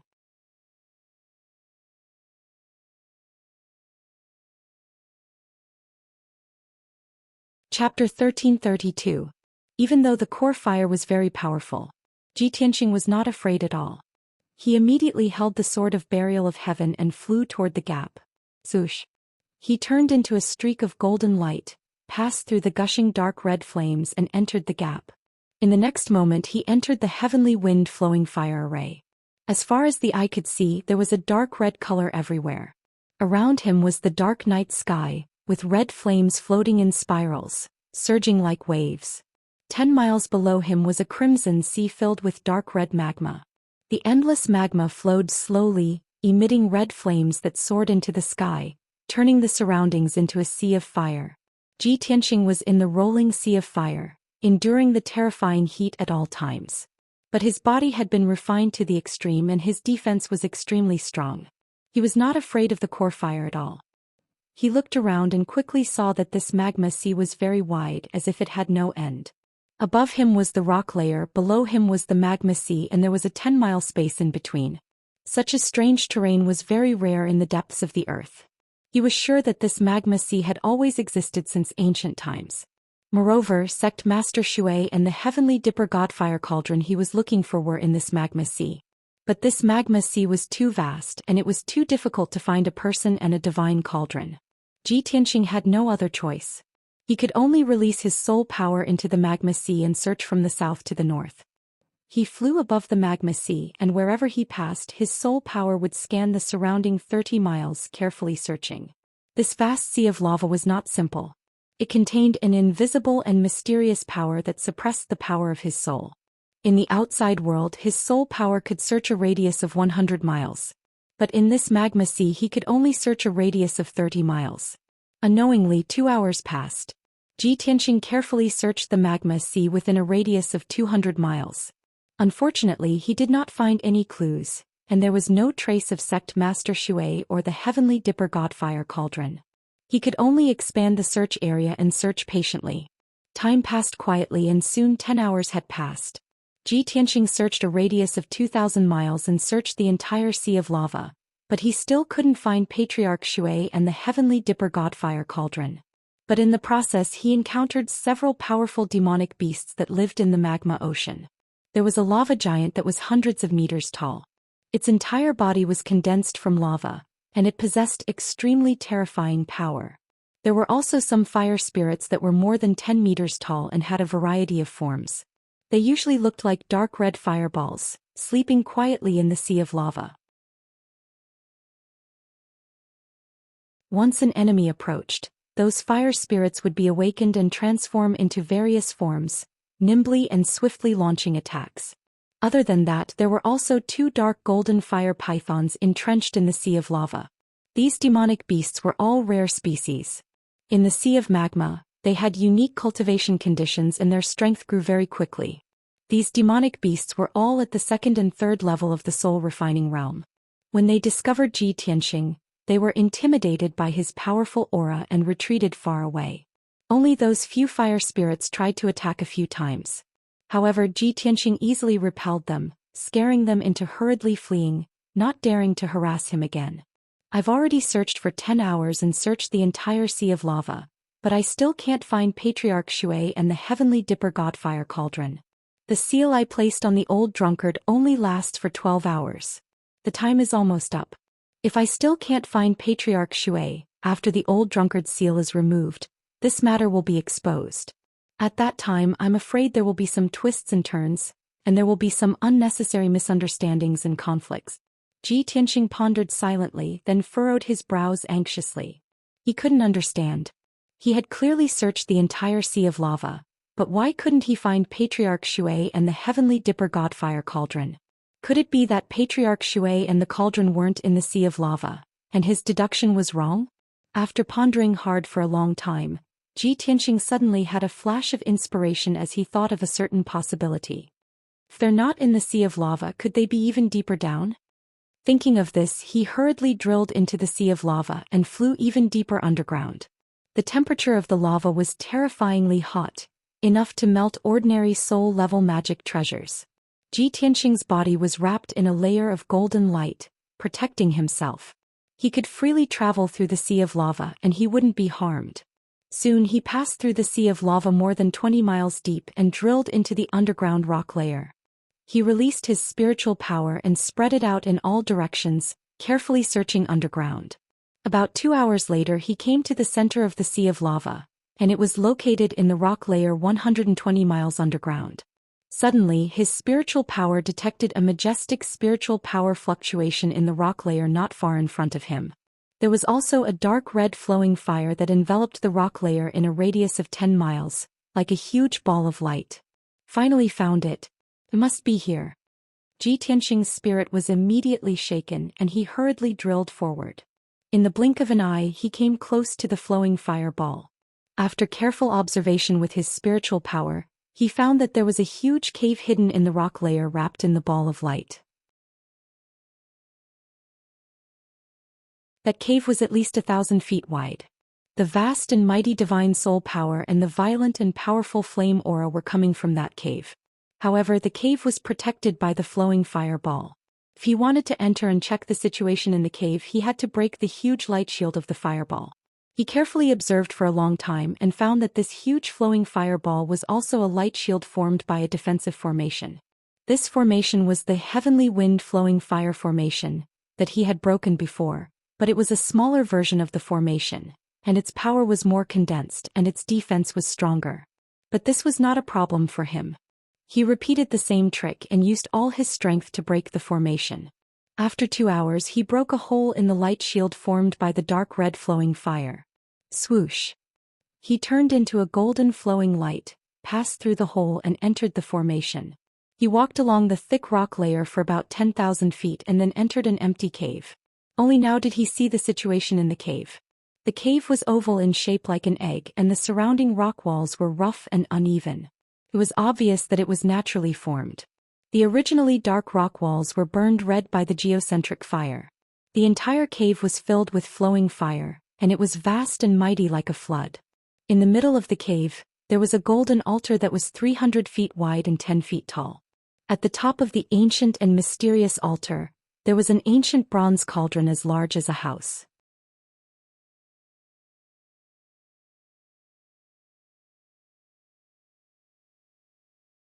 Chapter 1333. Ji Tianxing's eyes were glued to the bronze dragon tripod. He could not take his eyes off of it. The style of the bronze tripod was ancient and simple. There were no complicated patterns or patterns. It was simple but majestic. Other than the 6 ears and 9 dragons as decorations, there were 4 lines of ancient words engraved on the tripod. Even with his knowledge and experience, he could not identify what those words were. He only knew that this ancient, mysterious and majestic bronze tripod must be the Big Dipper Godfire tripod that he was about to get. The divine tripod stood motionless at the top of the altar. There was a hint of dark red on the tripod and it emitted a terrifying heat. Inside the bronze tripod, there was an endless amount of heavenly wind and flowing fire. It was spewed out from the mouths of the 9 dragons, forming 9 dragon-shaped fire pillars that did not dissipate for a long time. Ji Tianxing stared at the divine tripod with bright eyes. He was in awe and his heart was moved. But at this moment, a cold and dignified female voice suddenly sounded in the cave. "Who are you?" Ji Tianxing was suddenly awakened. He immediately turned his head and looked to the north of the cave. He saw that at the northern edge of the cave, there was a 10-foot-high platform. There was a wide throne on it. The throne was very exquisite and beautiful. It was inlaid with all kinds of dark red, dark gold and dazzling purple gems. It exuded a sacred and luxurious aura. Most importantly, this throne was extremely beneficial to one's cultivation. On the luxurious throne sat an old woman in a luxurious green robe. The old woman looked like she was in her 70s or 80s. Her waist-long hair had turned silver and was tied up in a dignified and elegant bun with a jade hairpin. But the old woman's face did not look old. Her skin was still white and soft. She was no different from a woman in her 30s. Her face could not be called beautiful, but she had a dignified and elegant temperament. She looked extremely noble. Her eyes were bright and deep. They contained the light of wisdom, but they were not aggressive. Even though she was glaring at Zhi Tianxing, the uninvited guest, with hostility emanating from her body, her gaze was not fierce. Zhi Tianxing believed that one's face was a reflection of one's heart. Looking at this silver-haired old woman's face and eyes, he could guess that she must be a kind and benevolent old woman. However, even though the silver-haired old woman's aura was gentle, her body contained enough power to shake the heavens and earth. Her aura was incomparably powerful, as vigorous as a mountain, causing Zhi Tianxing to feel reverence in his heart. He could almost immediately determine that the strength of the silver-haired old woman had long surpassed the spirit refinement realm and reached the essence spirit realm. After a moment of silence, he walked to the center of the cave and bowed to the silver-haired old woman from afar. However, before he could say his name, the silver-haired old woman's expression changed drastically when she saw his face. She had been sitting on the throne, meditating and cultivating the whole time. At this moment, she widened her eyes in shock and stared at Zhi Tianxing in disbelief. She actually sat up with a swoosh. "You, master?" The silver-haired old woman's expression was very complicated. Her eyes flickered and the rim of her eyes was a little wet. She held the throne with one hand and stood up with a trembling body. She quickly walked toward Zhi Tianxing. Zhi Tianxing immediately swallowed the words he was about to say and looked at the silver-haired old woman with confusion. Strange, I haven't said my name and identity. Why is she so emotional? No, she doesn't even know me. Even if she saw me, she wouldn't be so emotional. She must have mistaken me for someone else. Thinking of this, he quickly said to the silver-haired old woman, "Senior, if I'm not wrong, you are Master Shui of the Hidden God Sect, right? I am Zhi Tianxing, the Domain Lord of the Tiantian Domain. I have come to the Hidden God Sect to visit Master Shui under the orders of the Emperor." After saying this, he took out the seal of mountains and rivers and presented it to the silver-haired old woman. The silver-haired old woman's body stiffened and she was stunned on the spot. She frowned and stared at Zhi Tianxing for a long time. Then she muttered in a low voice, "Impossible. How can there be such a similar person in this world?" After a while, she suppressed the shock and excitement in her heart and calmed down. She stared at the seal of mountains and rivers and observed it carefully for a moment. Then she sized up Zhi Tianxing a few times before speaking in a calm tone. "I am the sect master of the Hidden God Sect, Shui Ruyu. Young man, did you just say that you are the domain lord of the Tiantian domain, Zhi Tianxing?" "That's right, it's me." Zhi Tianxing suppressed the doubts in his heart and nodded calmly. Shui Ruyu continued to stare at him and asked, "You have come to our sect to look for me under the orders of the Emperor of the human race?" "Yes." Zhi Tianxing nodded again. He didn't show it on his face, but he was muttering in his heart. "So the master of the Hidden God Sect is called Shui Ruyu. Such an elegant name, she must have been a beauty when she was young. However, she is the master of a sect, a primordial spirit realm expert. Who did she think I was just now? How could she lose her composure and be so emotional?" At this time, Shui Ruyu turned and walked back to the throne and sat down gracefully. She looked down at Zhi Tianxing with deep eyes and said in a dignified tone, "Since you claim to be under the orders of the Emperor, do you have the Emperor's decree?" "If you don't have the Emperor's personal decree, no matter what you say, I will not forgive you for trespassing on the forbidden grounds." Zhi Tianxing was already prepared. He quickly took out the Emperor's personal decree from his spatial ring. "Master Shui, I had no choice but to trespass on the forbidden grounds. Your sect has hidden the matters regarding the Divine Cauldron and the Imperial Court too deeply. Even the elders in the sect don't know about it. I couldn't see you, so I decided to trespass on my own. He gave a simple explanation. After he finished speaking, he waved his hand and shot out a golden light.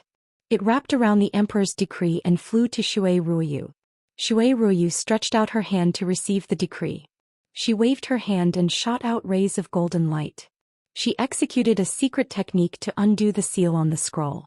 After a moment, the scroll slowly unfolded and floated in front of her. It lit up with a dazzling golden light. Ji Tianxing didn't know what was written in the emperor's decree. He only saw that when Shui Ruoyu saw the contents of the decree, her expression changed slightly. Her eyes even flashed with shock and disbelief. In fact, Shui Ruoyu couldn't help but take a few more glances at him before she finished reading the decree. This made him even more puzzled. He secretly guessed, what did the emperor say in the decree? Isn't it to take away the divine cauldron? After a long while, Shui Ruoyu finished reading the decree.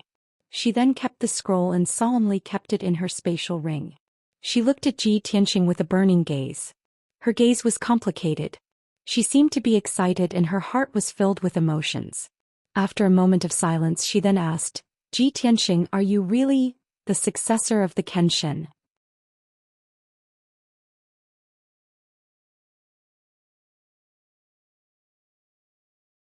Chapter 1334. Could it be that the monarch had pointed out my identity in the edict and said that I am the successor of the Kenshin? This was the first thought that appeared in Ji Tianxing's mind. He nodded at Shui Ruoyu and answered truthfully, that's right.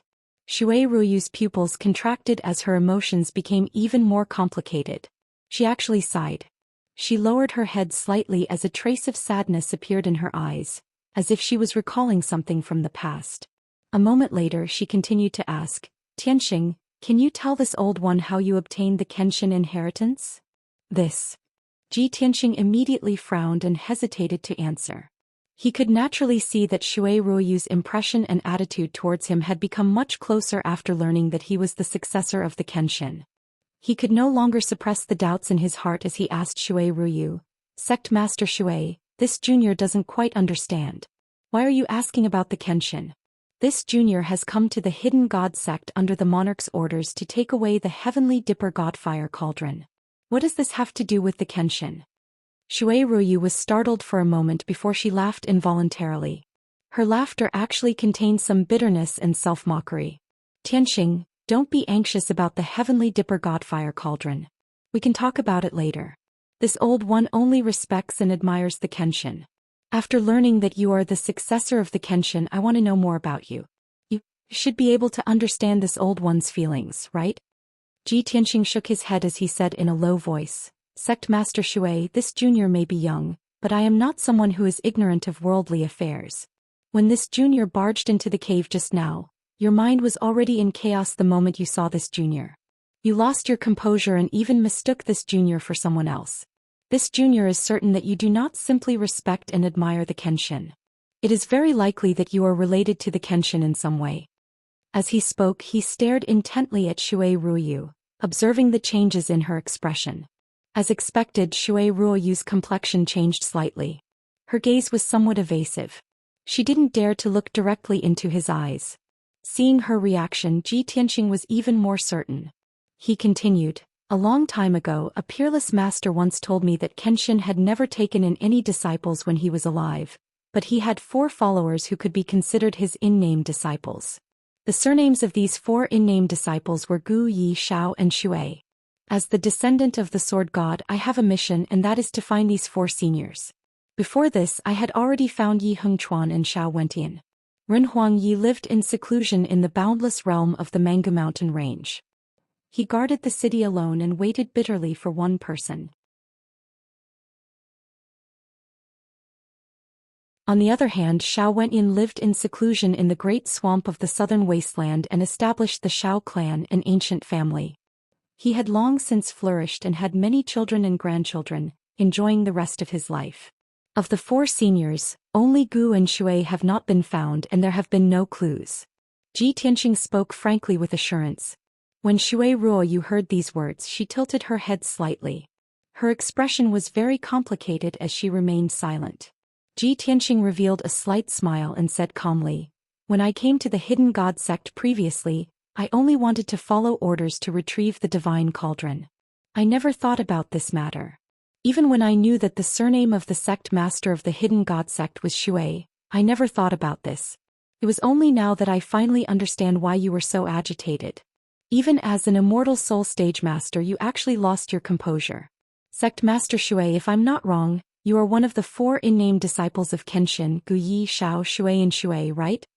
After he finished speaking, he looked at Shui Ruoyu with a look of intense anticipation. Shui Ruoyu was silent for a long time before she slowly turned her head to look at him. At this moment, not only did she look a little sad, but her eyes were also covered with a thin layer of mist. As an immortal soul stage master and a sect master, her heart was as still as water. She was an expert with a strong will and wouldn't lose her composure easily. If her will wasn't strong enough, how could she have guarded the Hidden God sect and protected the divine cauldron for hundreds of years? But now that she saw Ji Tianxing and heard Ji Tianxing talk about the past, she couldn't help but cry. This was because Ji Tianxing's guess was right. She was indeed the 4th disciple of Kenshin Shui Ruoyu. Furthermore, she had many stories and her heart was filled with too much pain. You are indeed Master's successor. Master's legacy will definitely be brought to greater heights in your hands. When you speak with fervor and assurance, your confident appearance and high spirits are so similar to Master back then. Shui Ruoyu looked at Ji Tianxing and squeezed out a smile. Her tone was filled with emotion and reminiscence. When Ji Tianxing saw her expression and eyes, he suddenly felt a sense of déjà vu and his heart was touched. I seem to have seen Sect Master Shui's expression and eyes on Xiaolinger before. That's a kind of regret of not being able to love someone deeply. But compared to Xiaolinge, there's more despair and reminiscence in her eyes. After all, Kenshin is already dead.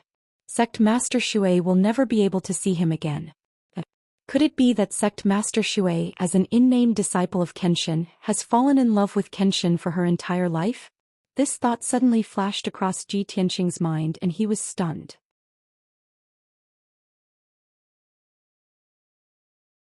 At the same time, Burial of Heaven's deep and aged voice sounded in his mind. "You brat, you've finally understood." Ji Tianxing understood what it meant and felt that it was unbelievable. "Burial of Heaven, did I guess correctly?" Burial of Heaven didn't reply to him. It said to Shui Ruoyu in a deep and solemn tone, "Ah Shui, thousands of years have passed. You've also gone from a budding age to a white-haired person today. Why can't you resolve the knot in your heart and let him go?" Shui Ruoyu was secretly upset. Suddenly hearing Burial of Heaven's voice, her body shook. She raised her sleeve to wipe away the tears in her eyes. She immediately turned her head and looked at Ji Tianxing with a burning gaze. She asked in disbelief, "Burial of Heaven? Is that its voice?" Ji Tianxing didn't say anything. He only nodded calmly. Burial of Heaven's voice sounded again. Its tone was filled with vicissitudes and emotions.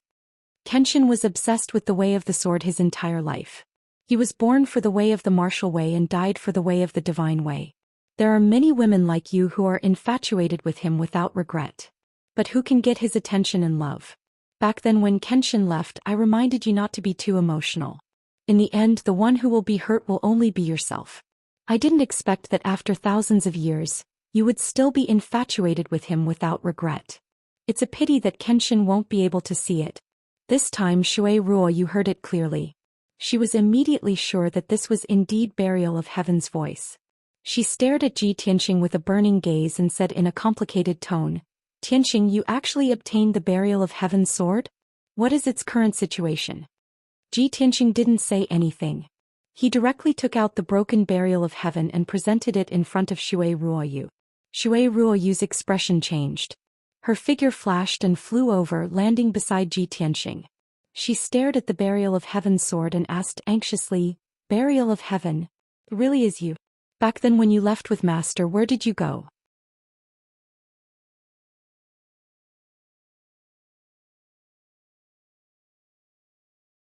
Chapter 1335.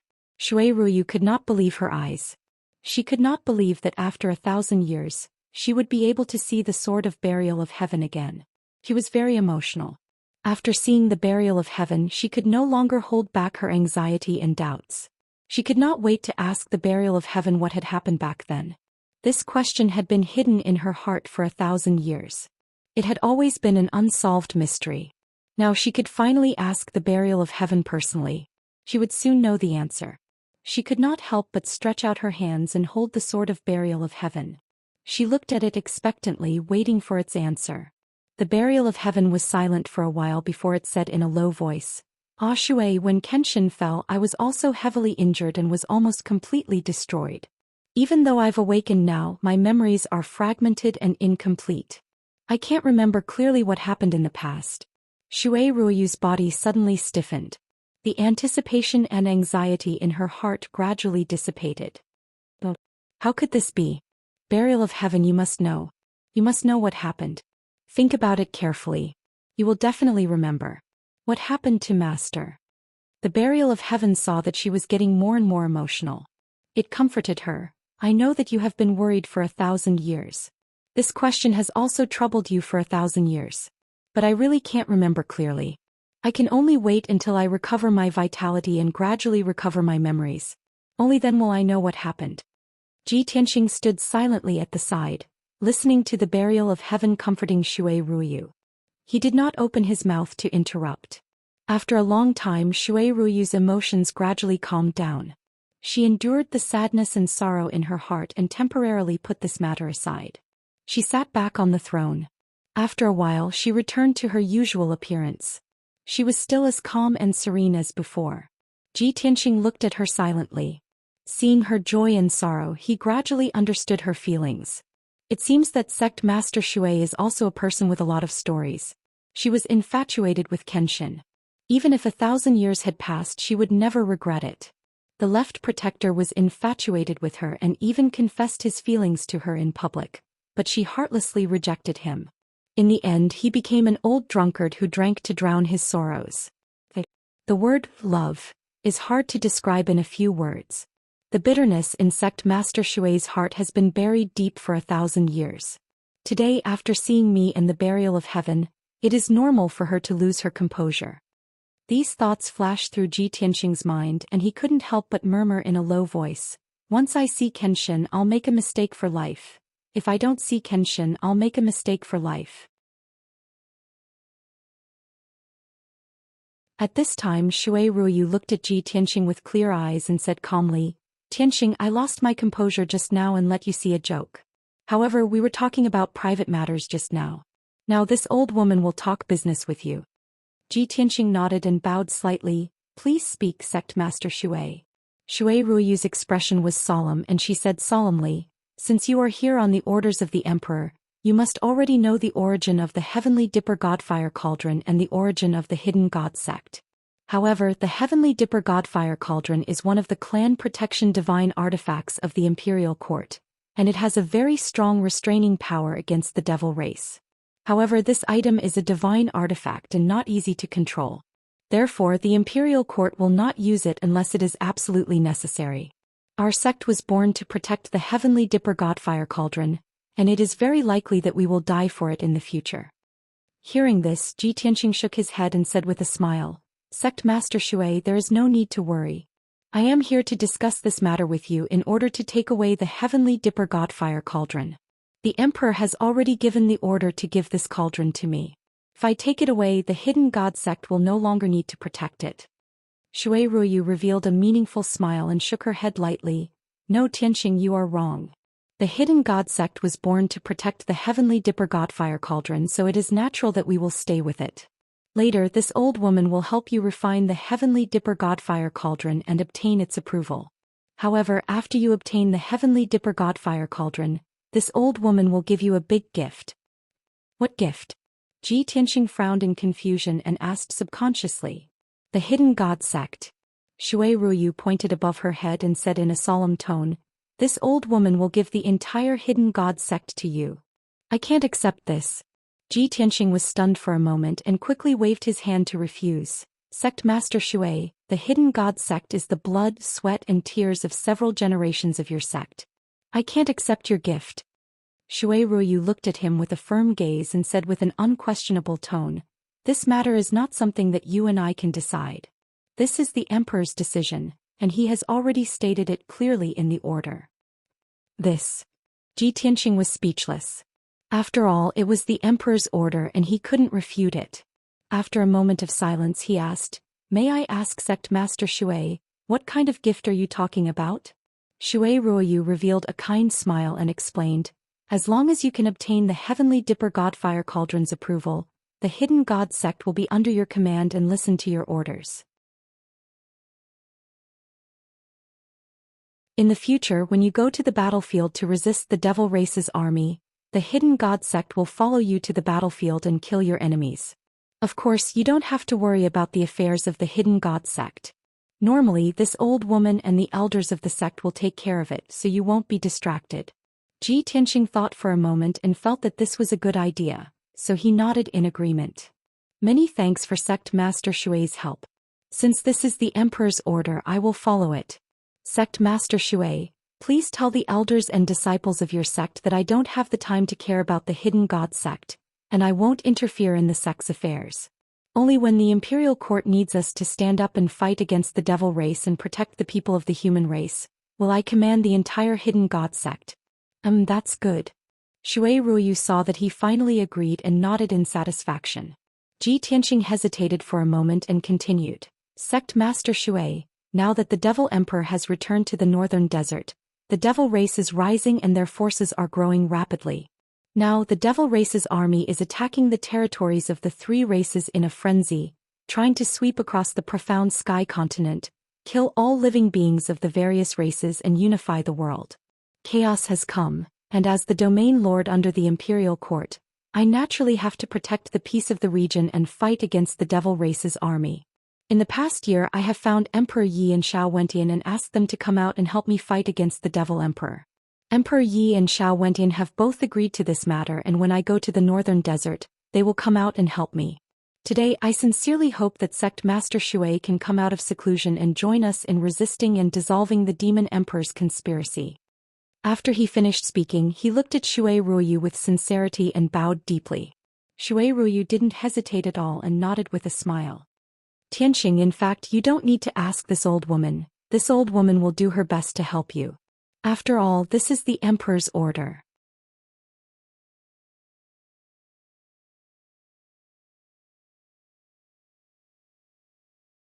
Chapter 1336.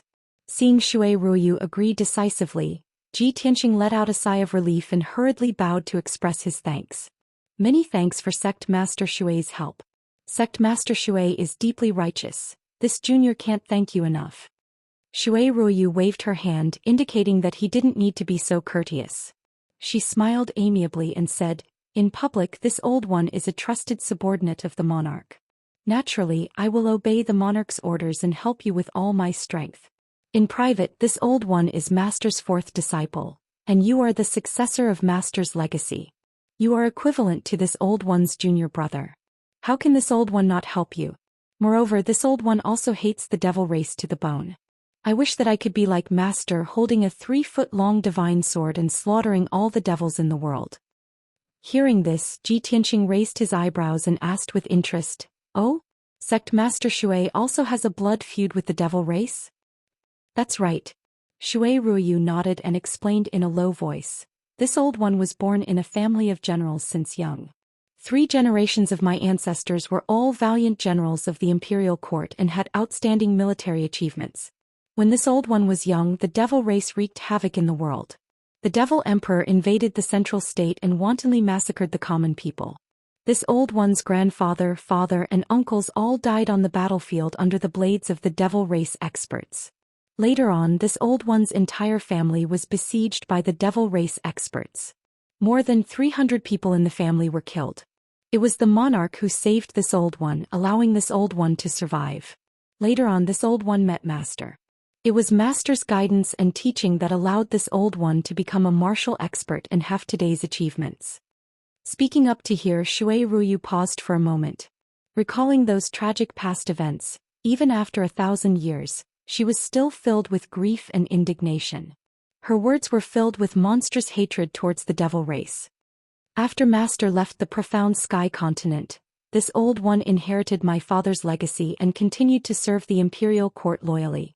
The monarch saw that this old one was talented and intelligent and was not suitable to lead an army in battle. Thus he gave this old one a top-secret mission. Thus this old one joined the divine hidden sect and started as an inner sect elder. 300 years ago, I was promoted to sect master and personally guarded the divine cauldron. After listening to Shui Ruoyu's narration of the past, Ji Tianxing finally understood the whole story. No wonder the water patriarch listened to the imperial court and guarded the cauldron for the imperial court. He hid his identity here for hundreds of years and was still loyal. I really didn't expect that sect master Shui Kenshin and the monarch had such a relationship. If that's the case, the celestial emperor must have thought long and hard before sending me to the hidden god sect to look for sect master Shui and obtain the heavenly dipper godfire cauldron. Sex. That's why she's willing's cauldron of suvs. Sect masters. After that, the sect understood the sect well. To understand, is the master, twos. The sect knows. Ji Tianxing listened patiently. He had a deeper understanding of Shui Ruoyu's past. Just as the old and the young were chatting happily, a stream of light suddenly flew over from the top of the cave and landed in front of Shui Ruoyu. Shui Ruoyu stretched out her hand and caught the stream of light in her palm. She opened her palm and saw that it was a communication jade slip with a seal on it. This was a secret jade slip that the first elder and second elder used only in emergencies. She raised her eyebrows and released a strand of consciousness from her primordial spirit. She entered the jade slip and checked the information inside. After a while, she put away the communication jade slip and glanced at Ji Tianxing with a strange expression. Ji Tianxing saw the change in her expression and guessed that it was probably a jade slip sent by the sect elder of the hidden god sect. The fact that he had injured the old drunkard and trespassed into the forbidden grounds must have been exposed. As expected, Shui Ruoyu looked at him with a playful expression and asked, Tianxing, before you trespassed into the forbidden grounds, did you beat up the left protector? Cough. Ji Tianxing was a little embarrassed. He explained with a smile, Sect Master Shui, I had no choice. Please forgive me. The left protector was guarding the mountain gate. He didn't know the relationship between the hidden god sect and the imperial court, so he stopped me from entering. Fortunately, I knew Zhou Xian and was able to enter the sect. But when I went to talk to the second elder about this, the second elder didn't know. I didn't know when the second elder would report this to you, so I had no choice but to trespass into the forbidden grounds. But I didn't expect that the left protector had his eyes on me. When I was breaking the formation, he suddenly appeared and wanted to catch me and punish me. I had no choice but to agree to leave Sunless Peak with him and fight outside. But don't worry, the left protector and I were fighting like gentlemen. We only exchanged 2 or 3 moves. Shui Ruoyu watched him explain the matter without stopping, and she was actually watching with great interest. There was a gentle smile on the corner of her mouth. After he finished speaking, Shui Ruoyu chuckled and asked in return, a battle between gentlemen? You've only exchanged 2 or 3 moves and you've already beaten him black and blue, leaving him covered in wounds and charred like charcoal? The great elder sent a message saying that the left protector's injuries were quite serious. He would need at least 3 to 5 years to recover. Ji Tianxing rubbed the tip of his nose and smiled awkwardly. About this, I wasn't too sure about the left protector's strength. I didn't hold back at that time and used 60% of my strength. If I knew he was so weak, I would have only used 40% of my strength. Shui Ruoyu didn't know whether to laugh or cry. She shook her head and said, Sai, your little junior brother is really too monstrous. You are so young, but you have the strength of a half-step primordial spirit realm. You are twice as strong as the left protector. This is really shocking and rare. Now that I think about it, when Master was your age, his strength was far inferior to yours. Ji Tianxing just smiled and didn't say anything. The Burial of Heaven had also said something similar. Even when Kenshin was his age, he wasn't as monstrous as him. His strength and talent had already surpassed Kenshin's. After a moment of silence, Shui Ruoyu said in a gentle tone, Tianxing, even if the left protector was injured by you, you don't have to blame yourself. I won't blame you either. Who asked him to be unrestrained and drown his sorrows with alcohol all day long? He even ended up in such a sorry state. I look down on this kind of man the most. He gave up on himself after suffering a setback and thought that he could soften my heart. Only someone like Master who would rather break than submit and press forward courageously is a true hero, a peerless swordsman. With a 3-foot Qingfeng sword in hand, he dares to call the sun and moon to change the sky. Seeing Shui Ruyu's disdain for the old drunkard, Ji Tianxing felt sympathy for the poor old drunkard. Sect Master Shui, actually, the left protector is also a sentimental person. He is too emotional, which is why he was hurt so badly. He suffered a setback and was ridiculed by others. He would rather resign from the position of protector but still stay at the mountain gate of the hidden god sect. He can't let go of you and wants to protect you for the rest of his life. Shui Ruyu frowned and said with anger, Tianxing, you actually know about this? It must be that talkative brat Zhou Xian. You're tuning in to the Zhou Xian's Legacy YouTube channel. Don't forget to subscribe and join us on this journey to catch the most captivating stories.